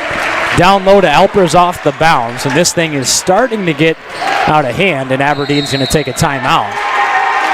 What a start to the second half for the Knights. A full timeout with 5:56 left in the third quarter is going to send us into a break. Stay tuned for more on Real Presence Radio Network. At First Premier Bank and Premier Bank Card, we believe the greatest investment we can make is in our customers and communities. Thanks to our industry-leading service, products, and tools, we're helping our customers reach their financial goals and achieve success. Through the generosity of our employees and leadership, we're able to support nearly 700 South Dakota organizations and nonprofits with our time, money, and resources. At Premier, we're always seeking ways to make an impact for good by investing in what matters most to you. It's the Premier way. Hi, this is Brett Byler, Area Account Executive with Real Presence Radio. Did you know the signal of Real Presence Radio reaches an audience of over 2.4 million people across North Dakota, Minnesota, South Dakota, Wisconsin, and Wyoming? Have you ever thought about running radio spots on the RPR network? We want to partner with you to help gain exposure for your business in front of a very faithful customer base. To find out more about the options, please call me, Brett Byler, at 605-670-8333. Welcome back to O'Gorman High School. Knights on top of the Golden Eagles, 41-25 in the third quarter. 5:55 left here in action. It's going to be Barr on the left wing, uses a screen from Reedy, frees up Reedy. Over on the left wing, three-pointer too short. Rebound goes to Alpers. He'll hand it off to Arbogast, and the Knights will control it here for an offensive possession, which they've been incredibly efficient so far without missing a shot to open up the second half. That's a nice play design by Aberdeen out of the timeout, just not a execution on the shot by Reedy. That one nearly turned over. Now Moffitt into the lane. Easy laying off the window for 2. 43-25. The Knights on an 11-2 run here in the third quarter. They have yet to miss a shot. This feels like there's a step quicker as well tonight. Reedy's three-pointer no good. Moffitt has it at the top of the key. Off the dribble over to Renshaw. He's got it on the left wing. Up top to Arbogast. Arbogast in a little bit of trouble. He'll go off the dribble, create some separation, flips it off to Myler, and they'll work it around to Moffitt. Moffitt thought about a 3, cuts his way into the paint. Tough shot by Moffitt is good. This thing went from being a close game in the second quarter to a 20-point lead for O'Gorman in all of 4 minutes. Myler going to be called for the block. So he lays on the floor in disappointment of that call. Eddie really wanted that charge that time. It was close. I would say that's about, his charges foul, about 50-50 call there. Harry Huner's going to check into the game for O'Gorman. He'll come in for Moffitt. So Moffitt and Myler check out. Huners and Lynch in. Harry getting some early action tonight. Knights lead by 20, 4:30 left here in the third quarter. Rolfs with it at the top of the key, guarded by Huners. Rolfs over to Barr, looks inside to Vogley. He's guarded by Lynch. Turnaround by Vogley is good. Wow, nice move by Vogley on the left-handed hook shot. Arbogast thought about a screen, hands it off to Huners. Up top, three-pointer from Arbogast, buries it. Reese Arbogast from three, and it's 48-27. Knights on top of the Golden Eagles. 3:50 left here in the third quarter. Vogley over to Rolfs. He's got it on the left wing. Huners guarding him. This is about as well executed offensive quarter as O'Gorman's had all season long. Vogley up top now to Dorsett. Standstill three that one is way too long, no good. That thing went out of bounds. Without hitting any rim. You can kind of see a little bit with the body language of Aberdeen Central who's kind of winning this ball game. Knights up by 21 right now. You can kind of see it in the Central players. Arbogast has it over to Lynch now to Huners, and Huners will walk it over to the wing, toss it off to Eng to Arbogast, and they'll slow things down. Aberdeen bringing a lot of pressure on the defensive end. Eng, corner three, too short, no good. Rebound, bounces around a few times. Alpers nearly had it, dove into the leg of Rohrbach, and Vogel will bring it up the wing. Off the dribble, Vogel throws it off the hands of Aberdeen. Nice defensive play there by Eng. And Costello will come in for Alpers.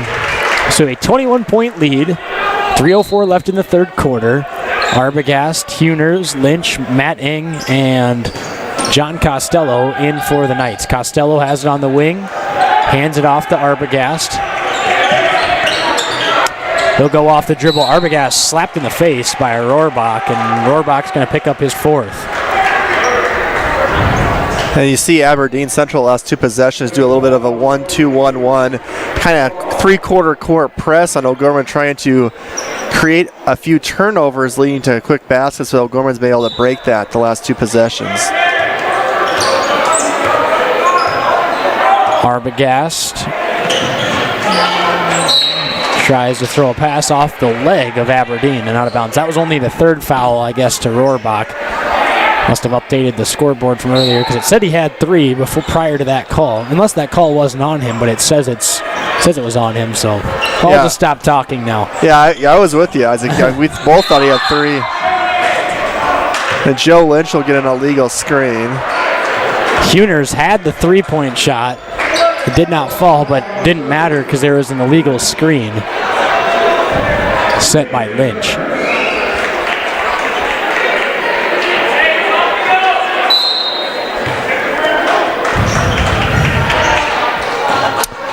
So Rolfs brings it across the half-court line. Still a 21-point lead for the Knights. Reedy over on the wing.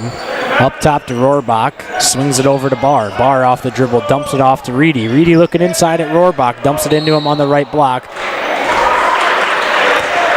Either Costello or Lynch got him.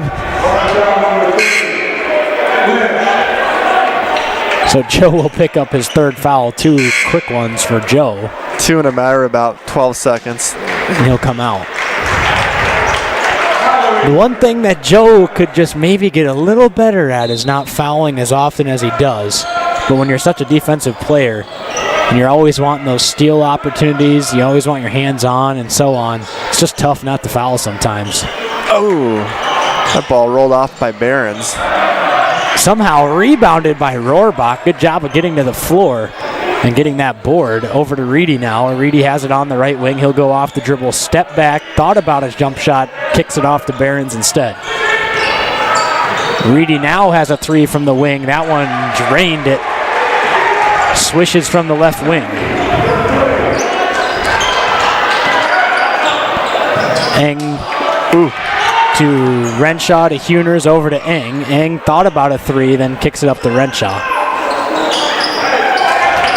Renshaw off the dribble here on the right wing, cuts his way into the paint, lost it for a second, over to Huners. Huners to Costello to Renshaw. Renshaw has it. 8 on the shot clock. There's going to be a timeout from Coach Derek Roby.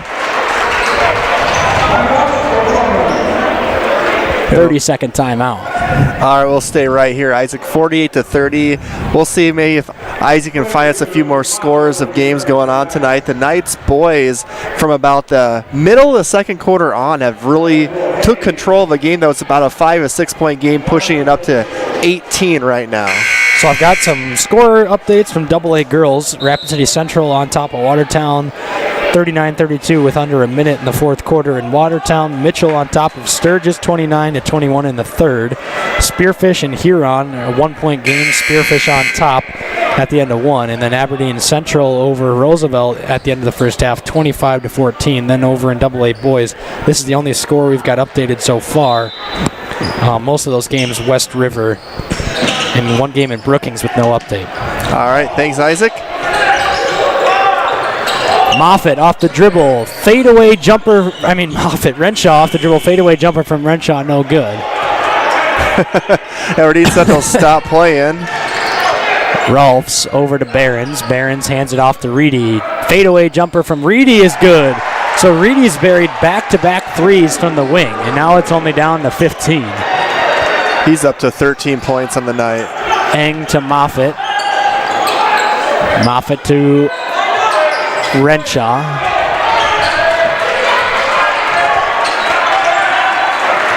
Knights are going to run the clock here as much as they can. At the end of the third quarter, they lead by 15. Aberdeen's starting to get engaged over on their student section / team. Moffitt had to get it to Eng. Eng contested three, short, no good. Rebound by Myler, off the window for two as the shot clock expired. Right place, right time was Cousin Eddie that time. 15 big points for him tonight. Big basket too. Aberdeen had a little bit of momentum going there. 6 seconds left for Rolfs. Vogley off the dribble inside. Tough finish by Vogley is good. Really nice job there by Vogley to get to the hoop and get it in at the buzzer. So after the end of the third quarter, the Knights hang on to a 50-35 lead over the Golden Eagles here, approaching the fourth quarter at Sioux Falls O'Gorman High School. Stay tuned for the finish of this one on Real Presence Radio Network. Crossroads Book and Music is a local source for Catholic gifts and supplies. From rosaries and medals to books and Bibles, Crossroads is here with materials to help individuals in their walk with Christ. Crossroads also features a large line of personalized gifts that are great for weddings, anniversaries, birthdays, or any special occasion. Crossroads is located at 41st and Grange next to Camille's. Crossroads, books, gifts, music. Hi, I'm Larry Canfield with Canfield Business Interiors. I've often been asked what differentiates Canfield Business Interiors from other companies. It's our knowledge, expertise, and over 100 years of combined experience. It's how we use our in-house design capabilities to enhance your workspace. To us, it's not just a transaction. It's about our satisfaction guaranteed philosophy that seeks a positive outcome for all. The reason we are in business is to make your space better. We get results just like those Knights. Go Knights! All right, welcome back to O'Gorman High School. Start of the fourth quarter. It's Golden Eagle ball as Rawls with the top of the key over to Reedy. Down low to Vogley. Out to Hayes in the corner. He'll dribble in. Back out to Vogley. Good defense by O'Gorman. He drives baseline and scores. So Vogley, nice take inside. So he has 4 straight quick points, Isaac. and Arbogast throws that one away into the hands of Hayes, who then gets it stripped from behind by Alpers. Good job by Alpers getting that one and saving the possession for O'Gorman. Oh, dangerous. And then pass. Arbogast nearly threw it away again. Now Moffitt on the floor. Rolfs is going to end up with it to Vogely, to Reedy. 3 from the wing. No good. That was an intense transition 3 that could have been explosive for Aberdeen if Reedy would have knocked that down. Would have cut it to 10, and all the momentum would have been with the Golden Eagles. Instead, now a 13-point lead in Arbogast over on the wing. We'll toss it up top to Renshaw. Renshaw off the dribble on the wing. He lost it off his foot into the hands of Rolfs, who then calls a timeout. Nice job by Rolfs to get the timeout on the floor. Gorman getting a little sloppy. It's a 30-second timeout. We'll take a quick 30-second break. Hello, this is Mark Konzemius, president of the Catholic Community Foundation for Eastern South Dakota. Preparing for the end of life can be overwhelming, even scary. Yet as disciples of Christ, we live in great hope and the reality of God's promise that death is not the end, but a new beginning. The End of Life Planning Workbook for Catholics is now available. I encourage you to reach out to one of our Catholic Community Foundation offices or ccfesd.org. May God bless each of us on our journey to heaven. Welcome back to O'Gorman High School. Knights on top, 50-37 here with 6:46 left in the fourth quarter. Aberdeen got the basketball after the steal from Rolfs and the timeout. So Aberdeen with a chance to cut this thing down a little bit more after a good first couple possessions on the defensive end for Aberdeen so far. Rolfs with it, now over to Reedy. Reedy inside to Vogely. Vogely off the dribble.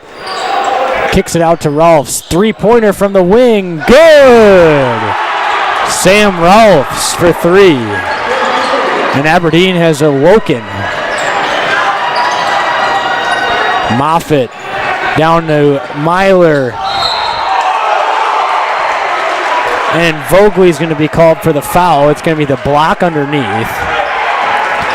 Vogely slid into position and then got called for the foul.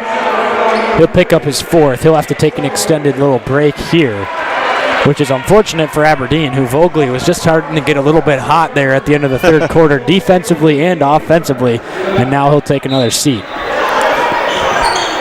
Myler off the dribble, backing down. Rohrbach inside. He got fouled. It'll be interesting to see if they give this to Rohrbach or to Rolfs. They're going to give it to Rolfs from behind.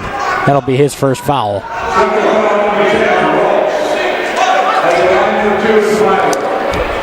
The interesting thing about this Aberdeen team is there's not a senior on the floor for the Golden Eagles. So this is a young group of guys that'll all be back next year. And their JV team smoked our JV team by 21, too. So Aberdeen could be a team that you're hearing a lot from next season. They kind of just have the potential, I guess, to always do this. It seemed like the year they were in the state tournament, they only graduated, or in the state championship against us. The next year, they only had lost one guy from that state championship team the following season. Weren't they like a 7 seed that year or something pretty low too? Yep, that they year? were a 7 seed, made the championship. Then the next year they were the 6 seed and got upset by a buzzer beater 3 from Yankton, who went on to win the state championship that year in Aberdeen. Oh yeah, I remember that.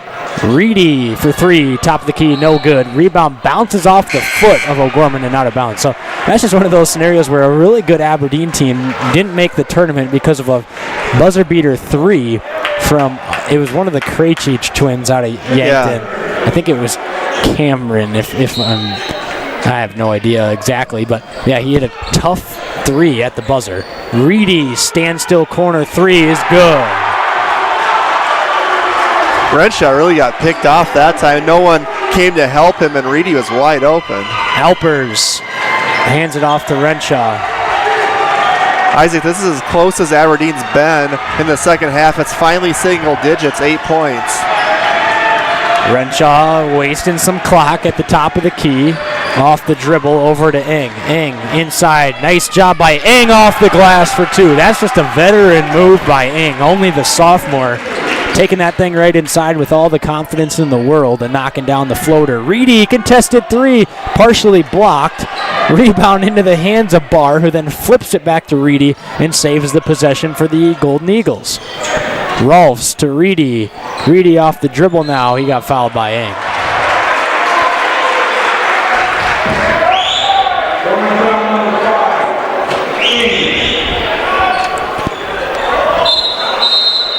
Full timeout from O'Gorman coach Derek Roby. So with 4:49 left in the fourth quarter, Knights on top by 10. Stay tuned for more on Real Presence Radio Network. Need repairs on gas pumps, tanks, and air compressors? Sioux Equipment Company can help. They serve Sioux Falls and the surrounding areas. Sioux Equipment Company also offers services for lifts, signs, decals, and tank truck equipment. Sioux Equipment Company at 605-334-1653 is a supporter of O'Gorman Knights athletics and activities. Pizza Ranch and Fun Zone Arcade on 41st Street in Sioux Falls has something for everyone. They offer a buffet featuring salad bar, pizza, and chicken. Pizza Ranch has a spacious dining room as well as 8 party rooms to fit any size group. You can also order online and they will bring the experience to you. Pizza Ranch, located across from O'Gorman High School on 41st Street, can be contacted by calling 271-8646. Pizza Ranch is a strong supporter of O'Gorman Knights athletics and activities. Welcome back to O'Gorman High School. Knights on top of the Golden Eagles. 53-43 with 4:49 left in the fourth quarter. Aberdeen will have the basketball. It's going to be Ralphs inbounding it. Has to toss it up to Reedy. He's got it at the top of the key. Over to Vogley, who's playing with 4 fouls. Behrens now steps into a 2-point baseline jumper. No good. Rebound goes to Myler, and now the Knights will push. It's going to be Eng. Will hand it off to Shea. Shea into the ball game for the Knights. Then throws a pass nearly away, winds up in the hands of Alpers. Shea is on the floor. Eng, corner 3, rattles in and out, no good. So, Isaac, we're going to take a quick break for an injury timeout. Michael Shea looked like he rolled an ankle, so we'll be back after the commercial break. You're listening to O'Gorman Boys Basketball on Real Presence Radio. Your family is depending on you to provide financial security for them. The Knights of Columbus can help you with insurance solutions such as disability income, long-term care, both term and whole life, annuities, retirement, and estate planning services. Join the Knights of Columbus today at kfc.org/join us for access to all these insurance services. Call the BB Agency at 605-882-8689. That's 605-882-8689. Did you know you can listen to the RPR network when you're on the go? Just search for Real Presence Radio in your app store. Listen live to any station across the network at any time, so you can stay connected to your local community from wherever you are. Plus, if you miss a program, the Real Presence Radio app is your one-stop shop for local and national podcasts, including our signature show, Real Presence Live. The Real Presence Radio app, with you every step of your faith journey. Welcome back, as Shea was helped off the floor by Coach Zach Cole and athletic trainer Tiffany, as Vogel has it at the top of the key for Aberdeen. So good to see Michael get helped off. Still didn't put any weight on that ankle, and that ankle's been bothering him for years. Saw that a couple of times last year. JV, he rolled that thing pretty tough, and then in football had an ankle injury as well. It's just been a problem with his ankles there, as Renshaw saves it inbounds to Moffitt, who then just gets shoved by Hayes. Nice job by Renshaw to save that thing from out of bounds. Then into the hands of Moffitt, who was fouled on his drive to the bucket, still wasn't shooting. Looks like the play I saw last night from Dennis Schroeder in the Lakers-Nuggets game. Oh, yeah, the Lakers, okay. Yeah. Only the NBA champions. Oh, okay, yep. It's all right. I'm sorry about that, folks. That one thrown away and then saved by Rolfs. Isaac's still bitter about last Saturday night. They're going to call it travel on Myler.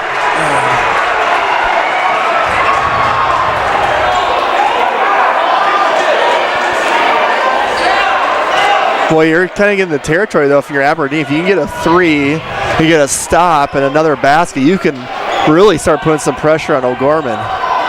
Oh, yeah, absolutely. A basket and a stop here, and then maybe another basket. Cut this thing to 5 or 6. Alpers nearly stole that thing away off the leg of Aberdeen and out of bounds. Coach Norberg not agreeing with that, but it looked like a pretty good call. It looked like it was right off the Aberdeen player's leg. With 3:32, if you can get this thing to 5 with about 1:45-ish, 1:30 on the clock, it's definitely doable if you're Aberdeen. Alpers off the dribble, gets into the paint. He got poked from behind by Reedy, who's going to pick up the foul. Alpers is so much bigger than Reedy. He, with those 6'6", he just put the ball way up here, and Reedy could only get about halfway up his chest that time. You're O'Gorman here, Isaac. You're probably trying to take a little bit of time offensively, aren't you, in these possessions? Yeah, nice job by Myler to go up off the window for 2. Or get a layup. Rolfs off the dribble into the paint. Nearly threw it away. Over to Vogely. Vogely has it on the wing. Nearly lost it. Then had it poked away by Moffitt. Out of bounds. And with 2:54 left, Joe Lynch will check into the game for O'Gorman. Good active hands by Moffitt that possession, and Alpers the last possession.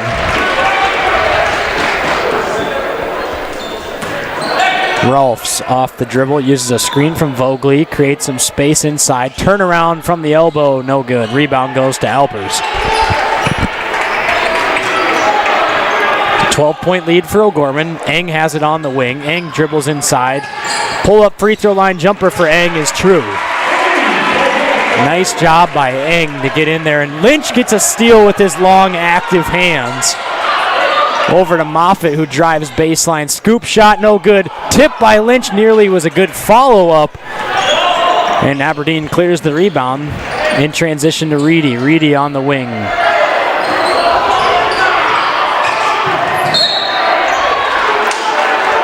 Lynch is going to pick up a foul here. It's going to be his 4th.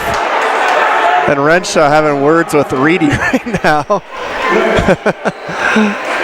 I feel like Joseph's always in the wrong place with those fouls. Like, he's great position, but just a little reach here and there. I don't know if that was so much on Joe as that was just two guys literally just bumping into each other. Both running to the same spot. I mean, I guess you can call that on the defense all day long, but that was really not a whole lot either way. As Vogely, nice take inside off the window. It's to a 12-point game with 1:50 left here in the fourth quarter. Eng with the basketball off the dribble. Up to Moffitt. Moffitt nearly looked like he shuffled his feet over to Lynch. Up off the glass, no good. Rebound off the hands of Alpers and out of bounds. So Lynch sort of missed a bunny there. It was close to falling and then just kind of, rolled off the front of the rim, off the side, and eventually fell. And I think Roby's wanted to pull the ball back a little bit. They're up by 12. You hear him say, "You know the situation." Isaac's probably heard that a few times. Plenty. Barr off the dribble, cuts his way into the paint, gets that thing swatted away by David Alpers. There you go, my pick to click with a nice play that time. If Alpers didn't block that, Joe Lynch would have, so. Myler checking in for Eng and Lynch. I think it was Arbogast that came back for Eng. Yes, correct.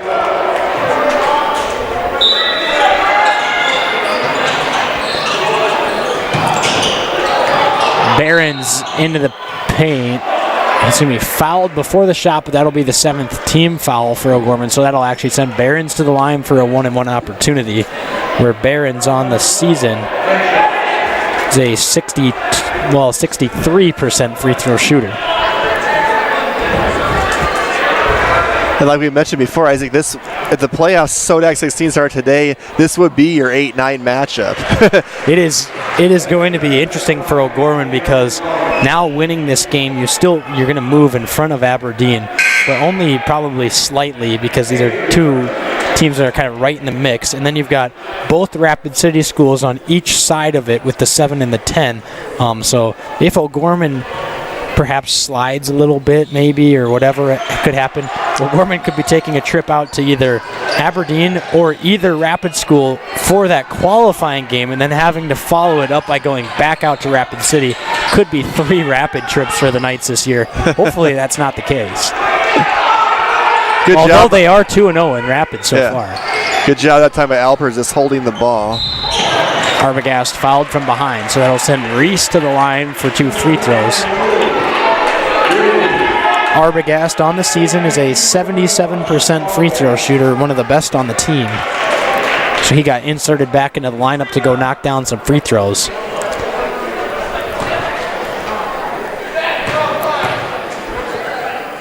The 1-and-1 from Arbogast. Too strong, no good. Rebound by Alpers, who just got it all over everybody. And a timeout from O'Gorman. Maybe? Oh, they're going to call a foul. I didn't really see a whole lot of... So Alpers is going to be the one stepping up to the line for a 1-and-1 opportunity now. Alpers on the season is a 50% free throw shooter, so a drop down in percentage, but Reese missed the first one last time, so we'll see what Alpers does here. His free throw rattles in. First free throw good for Alpers.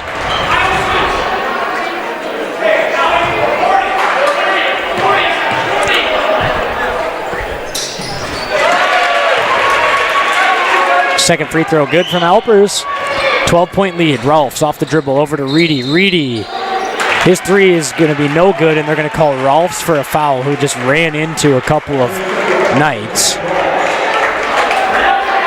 He was trying to set the screen. Well, he did set the screen on Renshaw, but an illegal screen.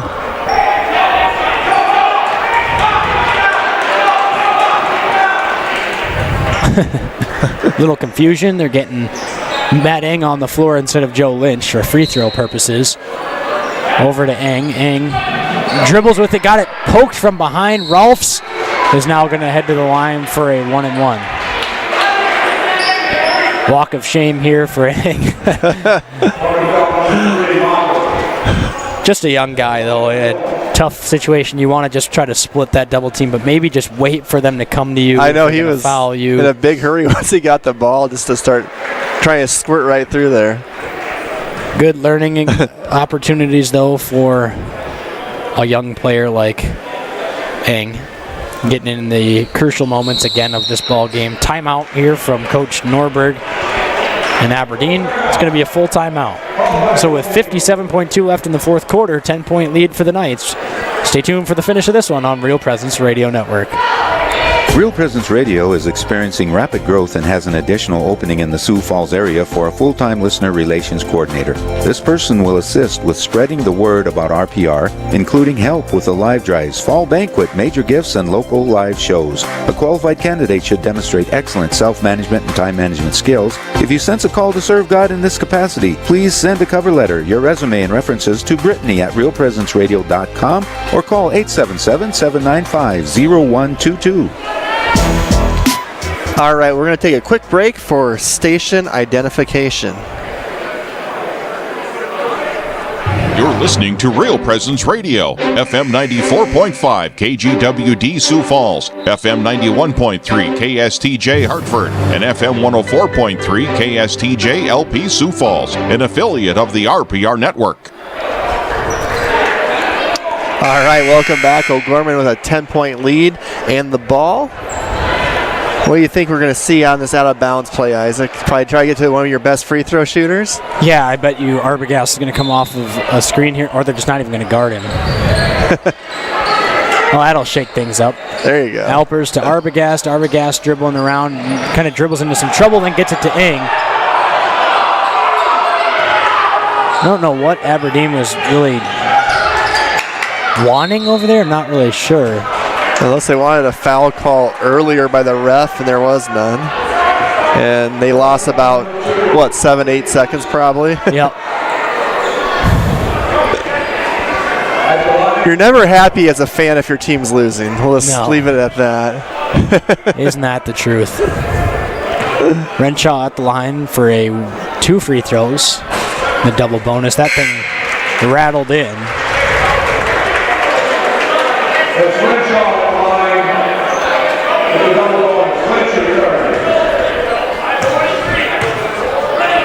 Second free throw on the way. Good.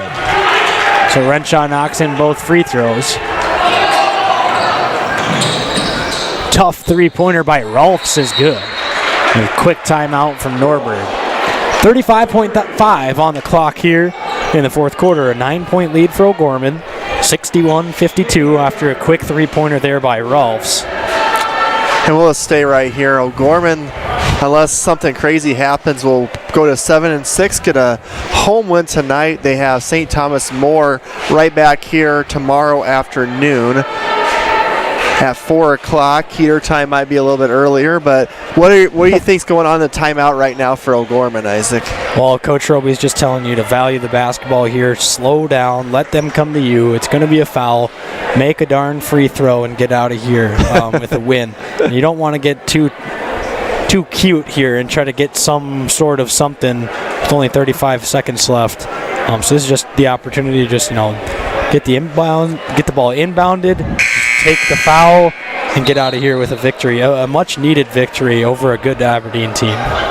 Absolutely, trying to end that 2-game losing streak with 2 tough road losses to Brandon Valley and Harrisburg after a nice Rapid City trip where they got 2 big wins. Kind of been an up-and-down roller coaster of a season for O'Gorman.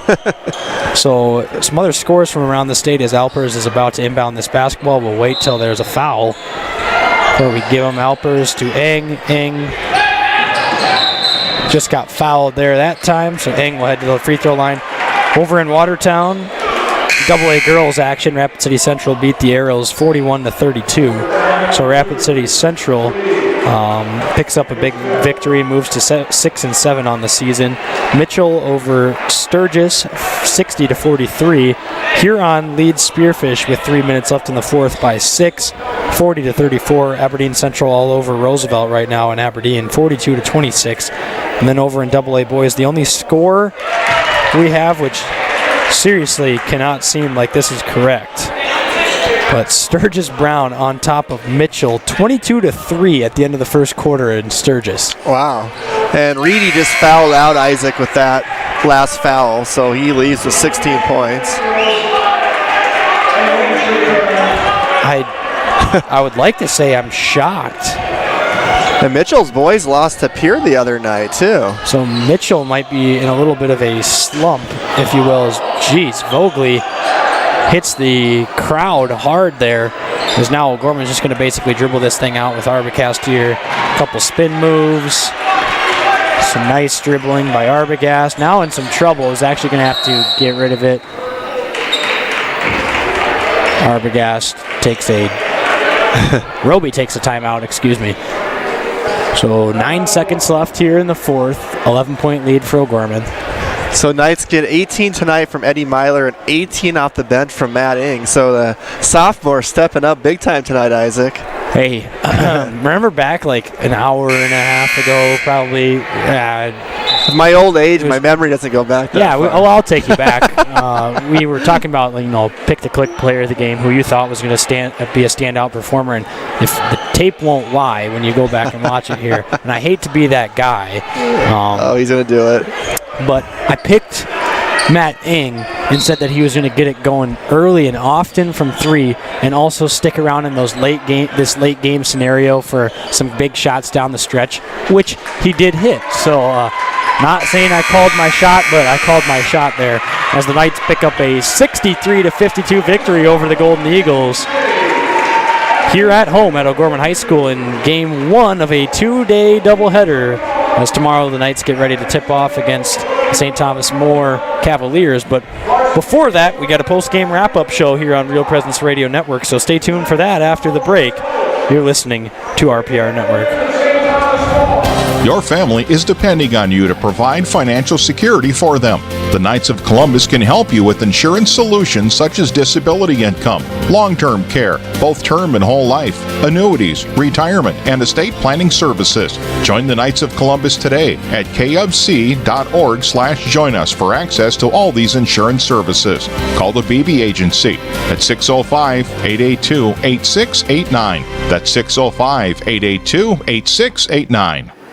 At Guarantee Roofing and Sheet Metal, we are guided by one simple principle. We do what we say we're going to do. We believe in ensuring our customers are happy with the work we deliver. Guarantee Roofing and Sheet Metal was established in Sioux Falls in 1981 and has been involved with installing more than 100 million square feet of commercial roofing across the Midwest. They have worked on businesses including schools, universities, hospitals, churches, and factories. For more information, you can call 605-331-5121 or online at guaranteeroofingsd.com. At First Premier Bank and Premier Bank Card, we believe the greatest investment we can make is in our customers and communities. Thanks to our industry-leading service, products, and tools, we're helping our customers reach their financial goals and achieve success. Through the generosity of our employees and leadership, we're able to support nearly 700 South Dakota organizations and nonprofits with our time, money, and resources. At Premier, we're always seeking ways to make an impact for good by investing in what matters most to you.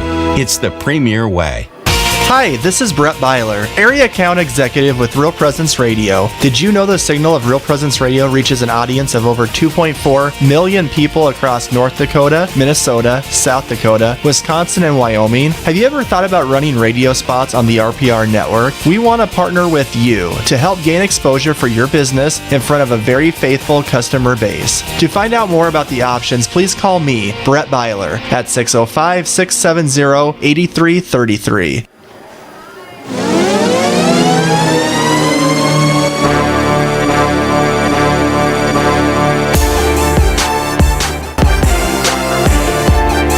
From the Real Presence Radio Network, welcome to the O'Gorman Knights Locker Room Show. Now, back to the gym. Welcome back to O'Gorman High School, where the Knights just picked up a 63-52 victory over the Golden Eagles of Aberdeen Central here at home in day one of a two-day doubleheader between the Knights and the Golden Eagles, and then the Knights and the St. Thomas More Cavaliers tomorrow afternoon. A fantastic game for the Knights today, which the lead was up to as many as 21 for a couple of minutes in that early third quarter. And then things started to get chipped away by Aberdeen. A couple of threes from Reedy, and then a couple more nice buckets from Rolfs and Vogley. And Aberdeen was just kind of hanging around. It was always around 10 points, but they never went away till that final buzzer sounded. A game that almost seemed like it was closer than the score read for that fourth quarter. It did. I think the closest they actually got was 8, I believe, but mostly they're in that 10 range. So Gorman did a good job. They did take the shot where Aberdeen got from about 16 to 10. They withheld that a couple times and just were able to make enough plays just to keep it at bay where it didn't get too, scary either. I think the biggest part of this game, Isaac, was, that stretch between about the 5-minute mark of the second quarter to about that first 4 minutes of the third quarter, where we had it's like a 25-20 point game in that range at that time, and we just kind of at the end of the second quarter clamped down defensively, made a run, and then just kind of continued that into the third quarter, and that was kind of the story of the game, that about 7-minute stretch there.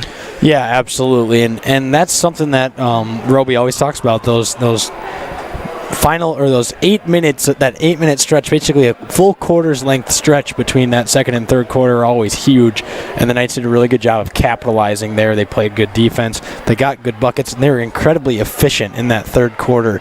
I know that they made their first 5 shots of the third quarter, got 7 straight points from Myler, then 2 from Alpers, and then Moffitt added some. And then Reese hit a 3 over there. Reese hit a 3, and that thing went from about a 4 or 5 point game, like you said, in the second quarter, and then add Eng's 3 to make it a 9-point game at halftime, and then I think it was 12 straight for O'Gorman after that. So if you count the 3 from halftime, 12 straight, that's a 15-0 run in about 3 minutes of action for O'Gorman that pretty much propelled that thing to 20 points and was able to hold on enough and hold the Aberdeen Central Golden Eagles at an arm's length away pretty much for the remainder of the game. And I thought O'Gorman's defense tonight tonight was really, really solid. They got a lot of deflections. They were pretty physical at the point of attack, too. Didn't allow a lot of second chance points.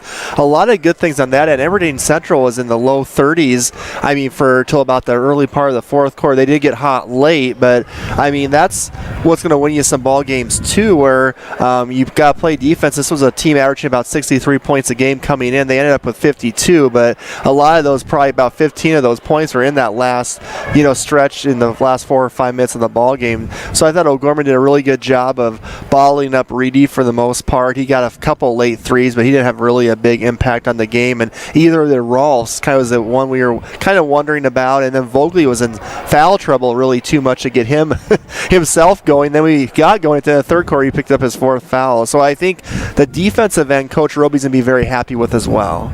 Yeah, absolutely. So we're going to take a break, folks. We're going to come back. We might have Coach Roby coming up. We're also going to have our Pizza Ranch player of the game. That's all still to come, and a final scoreboard wrap on the Knights Locker Room Show. You're listening to O'Gorman Boys Basketball on the Real Presence Radio Network. Your family is dependent. Sioux Equipment Company can fix, sell, and repair gas pumps, tanks, and air compressors. They offer sales and services for lifts, signs, decals, and tank truck equipment in Sioux Falls and the surrounding areas. Sioux Equipment Company is located at 1310 East 39th Street in Sioux Falls, just off of East Benson Road. They can be reached by calling 605-334-1653. Again, that number is 605-334-1653. Did you know you can listen to the RPR network when you're on the go? Just search for Real Presence Radio in your app store. Listen live to any station across the network at any time, so you can stay connected to your local community from wherever you are.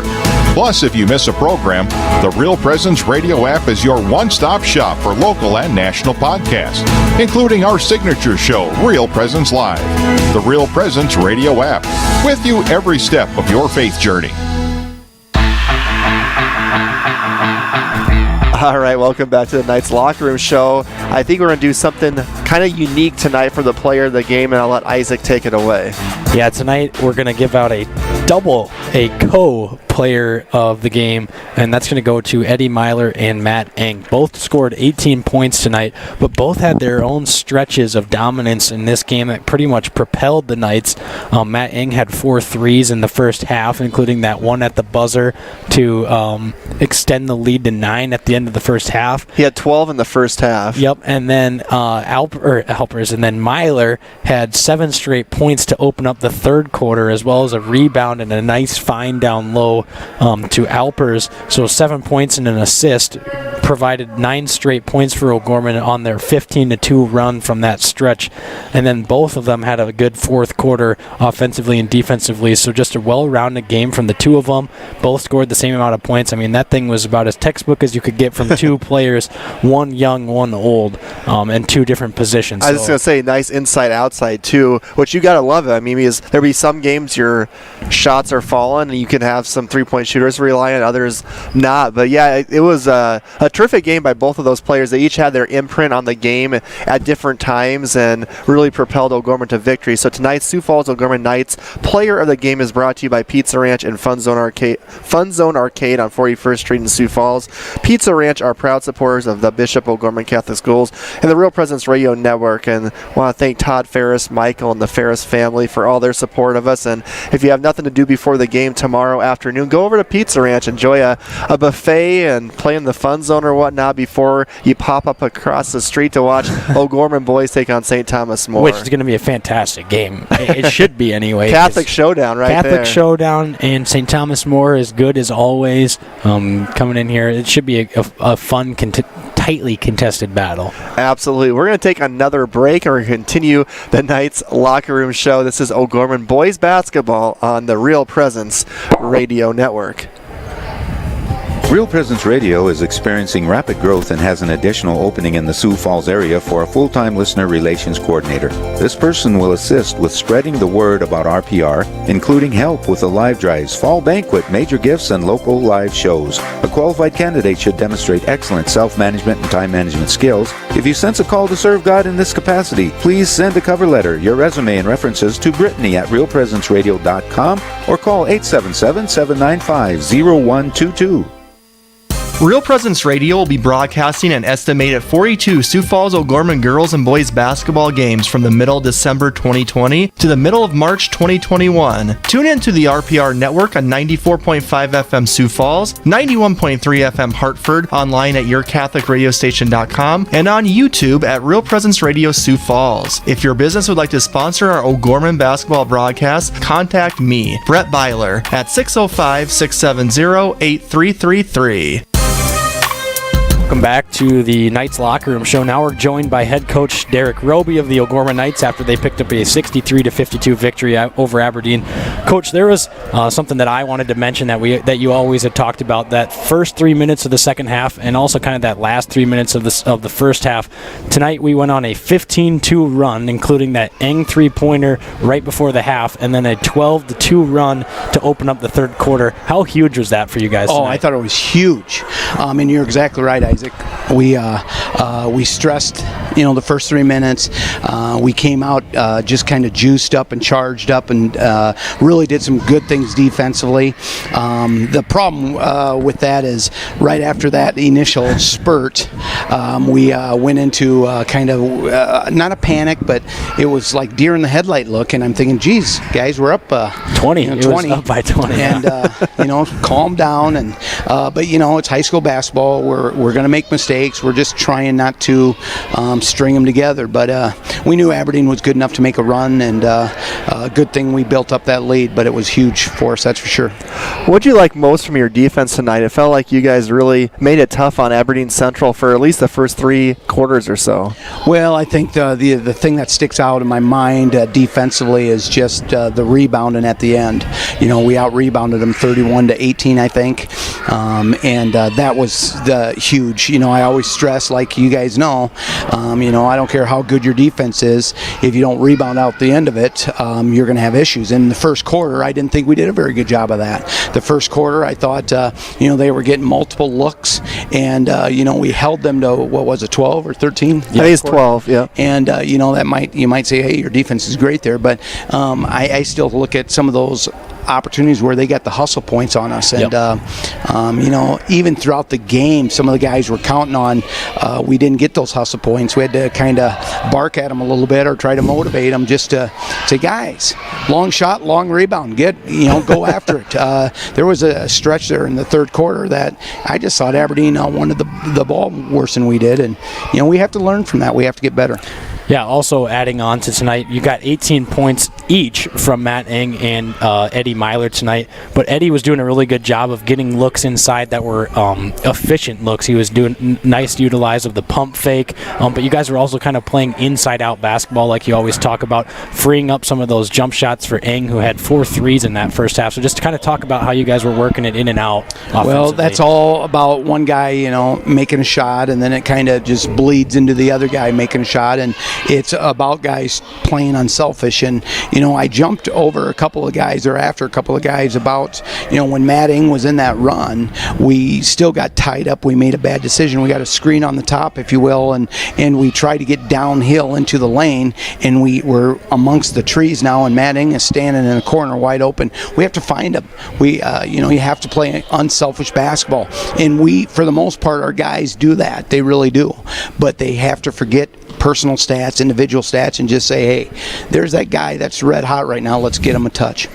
Finally, what will be the biggest challenge in the quick turnaround tonight going to tomorrow's game against St. Thomas More at 4 o'clock? Well, St. Tommy More is a a really, really good basketball team. That's going to be our challenge. It's not going to be the time frame. That means nothing to a high school kid. I mean, high school kids are going to be ready if we play at 8 in the morning. That's what they're accustomed to with summer basketball and playing in these summer tournaments. You play about 4 times a day. That means nothing, in my opinion, to high school kids. The biggest challenge tomorrow is we're going against a very, very good basketball team, a well-established team. You know, we always talk about our culture here at Sioux Falls O'Gorman, and you know, you have to look at what you know, St. Thomas More does out west, and their culture is phenomenal as well. And you know, we know that we have our hands full, and we'll have to be ready to play. I gotta ask you one quick thing, Coach, before you leave. Is it true of the teachers that St. Mary's have won 31 straight games against the 6th graders in volleyball?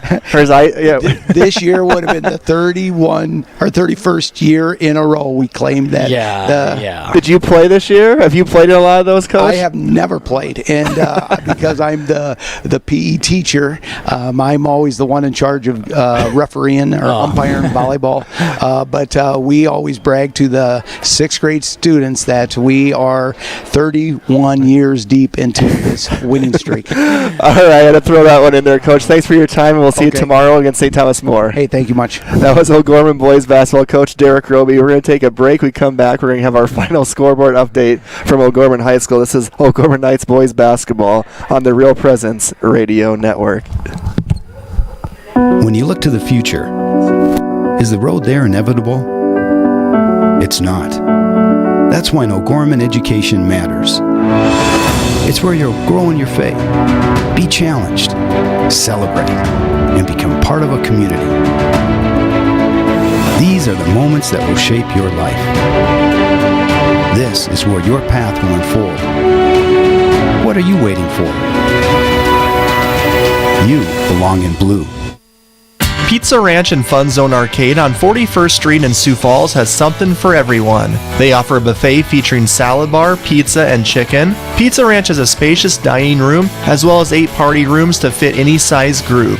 You can also order online and they will bring the experience to you. Pizza Ranch, located across from O'Gorman High School on 41st Street, can be contacted by calling 271-8646. Pizza Ranch is a strong supporter of O'Gorman Knights athletics and activities. Welcome back to O'Gorman High School. Now we're going to have a quick scoreboard update with scores from around the state. Rapid City Central in girls AA basketball defeated Watertown 41-32. Staying with the girls, Mitchell over Sturgis 60-43. Huron on top of Spearfish by 3 with a minute left in the fourth quarter over in Huron, the Huron Arena. Huron trying to bounce back after that ugly loss they suffered to Washington. Yeah, it was like 70-40. I think it was like 70-30 or 70-20. 50 points or whatever it was. Aberdeen Central on top of Roosevelt right now at the end of 3, 42-26. No score update from Douglas Belfouche or from Rapid City Stevens and Brookings. And then over in AA boys, Watertown is on top of Rapid City Central by 2 at the start of the second quarter over in Watertown. Mitchell on top of Sturgis Brown 35-16. So I read that score flipped around earlier when I said it was 22-3. It was actually the other way around. And then O'Gorman defeated Aberdeen Central already this evening. Douglas Belfouche, still no score over in Belfouche. Rapid City Stevens is at Brookings, don't have a score there. And Huron over in Spearfish. No score update from there. That game was getting started probably about 30 minutes underway now out in Spearfish. Yeah, and one thing that you look at boys basketball this week that stuck out to me is Harrisburg boys. What a week they've had. Defeated O'Gorman Tuesday night, then last night beat Yankton at the Pentagon. Now they've moved up in front of Yankton in that 2 slot in the PowerPoint. So Coach Langrock's team playing well for the Harrisburg Tigers. Also playing well tonight, Isaac, was O'Gorman. Last couple thoughts tonight as we get ready for St. Tommy Moore tomorrow. I think if they can bring back that same firepower they had in that start of the third quarter and hang on to that for a longer duration of the game, they're going to be set up for a potential deep postseason run. I mean, when you're playing efficient like that consistently, it's tough to stop you, especially when you're getting inside-out looks. You're trusting your shooters. You're not turning the ball over. They're playing clean in that stretch. And you can see, I mean, that was about the best stretch of basketball we've seen out of O'Gorman all season long, was turnoverless basketball for about 5 minutes straight. and they were adding to a lead and continuously had the bench enthused. They were getting young guys and older guys in and getting the crowd active. They were forcing turnovers defensively. I mean, that was a great stretch of basketball. And hopefully they can bring that into tomorrow, because tomorrow's game is going to be a tough game against a good, well-coached, good culture, as Coach Roby said, from St. Thomas More. And I think, too, with that defensive intensity 1 through 5 on the court, too, it's not just one player. You're playing defense when your guy doesn't have the ball. You're getting deflections. I think if they bring that physicalness and that intensity defensively with the execution offensively, we can be one of those top 2 or 3 teams in state. We saw that stretch in the third quarter, the way we played.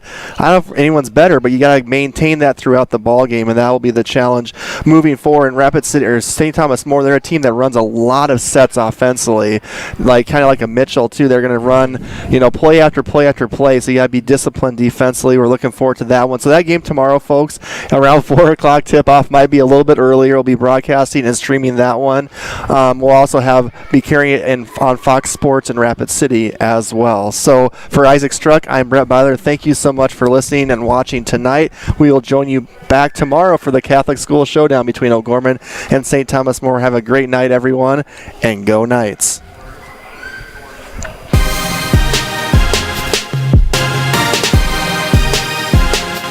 From the Real Presence Radio Network, O'Gorman Knights basketball has been brought to you in part by Catholic Family Services, Catholic Community Foundation of Eastern South Dakota, Bishop O'Gorman Catholic Schools, McGuire Iron, Sioux Equipment Company, Ferendorf Family Chiropractic and Wellness, Canfield Business Interiors, the BB Agency Knights of Columbus Insurance, Barnett Lewis Funeral Home, Ide Bailey, First Premier Bank Card, Pizza Ranch and Fun Zone Arcade on 41st Street, Guarantee Roofing and Sheet Metal, Crossroads Book and Music.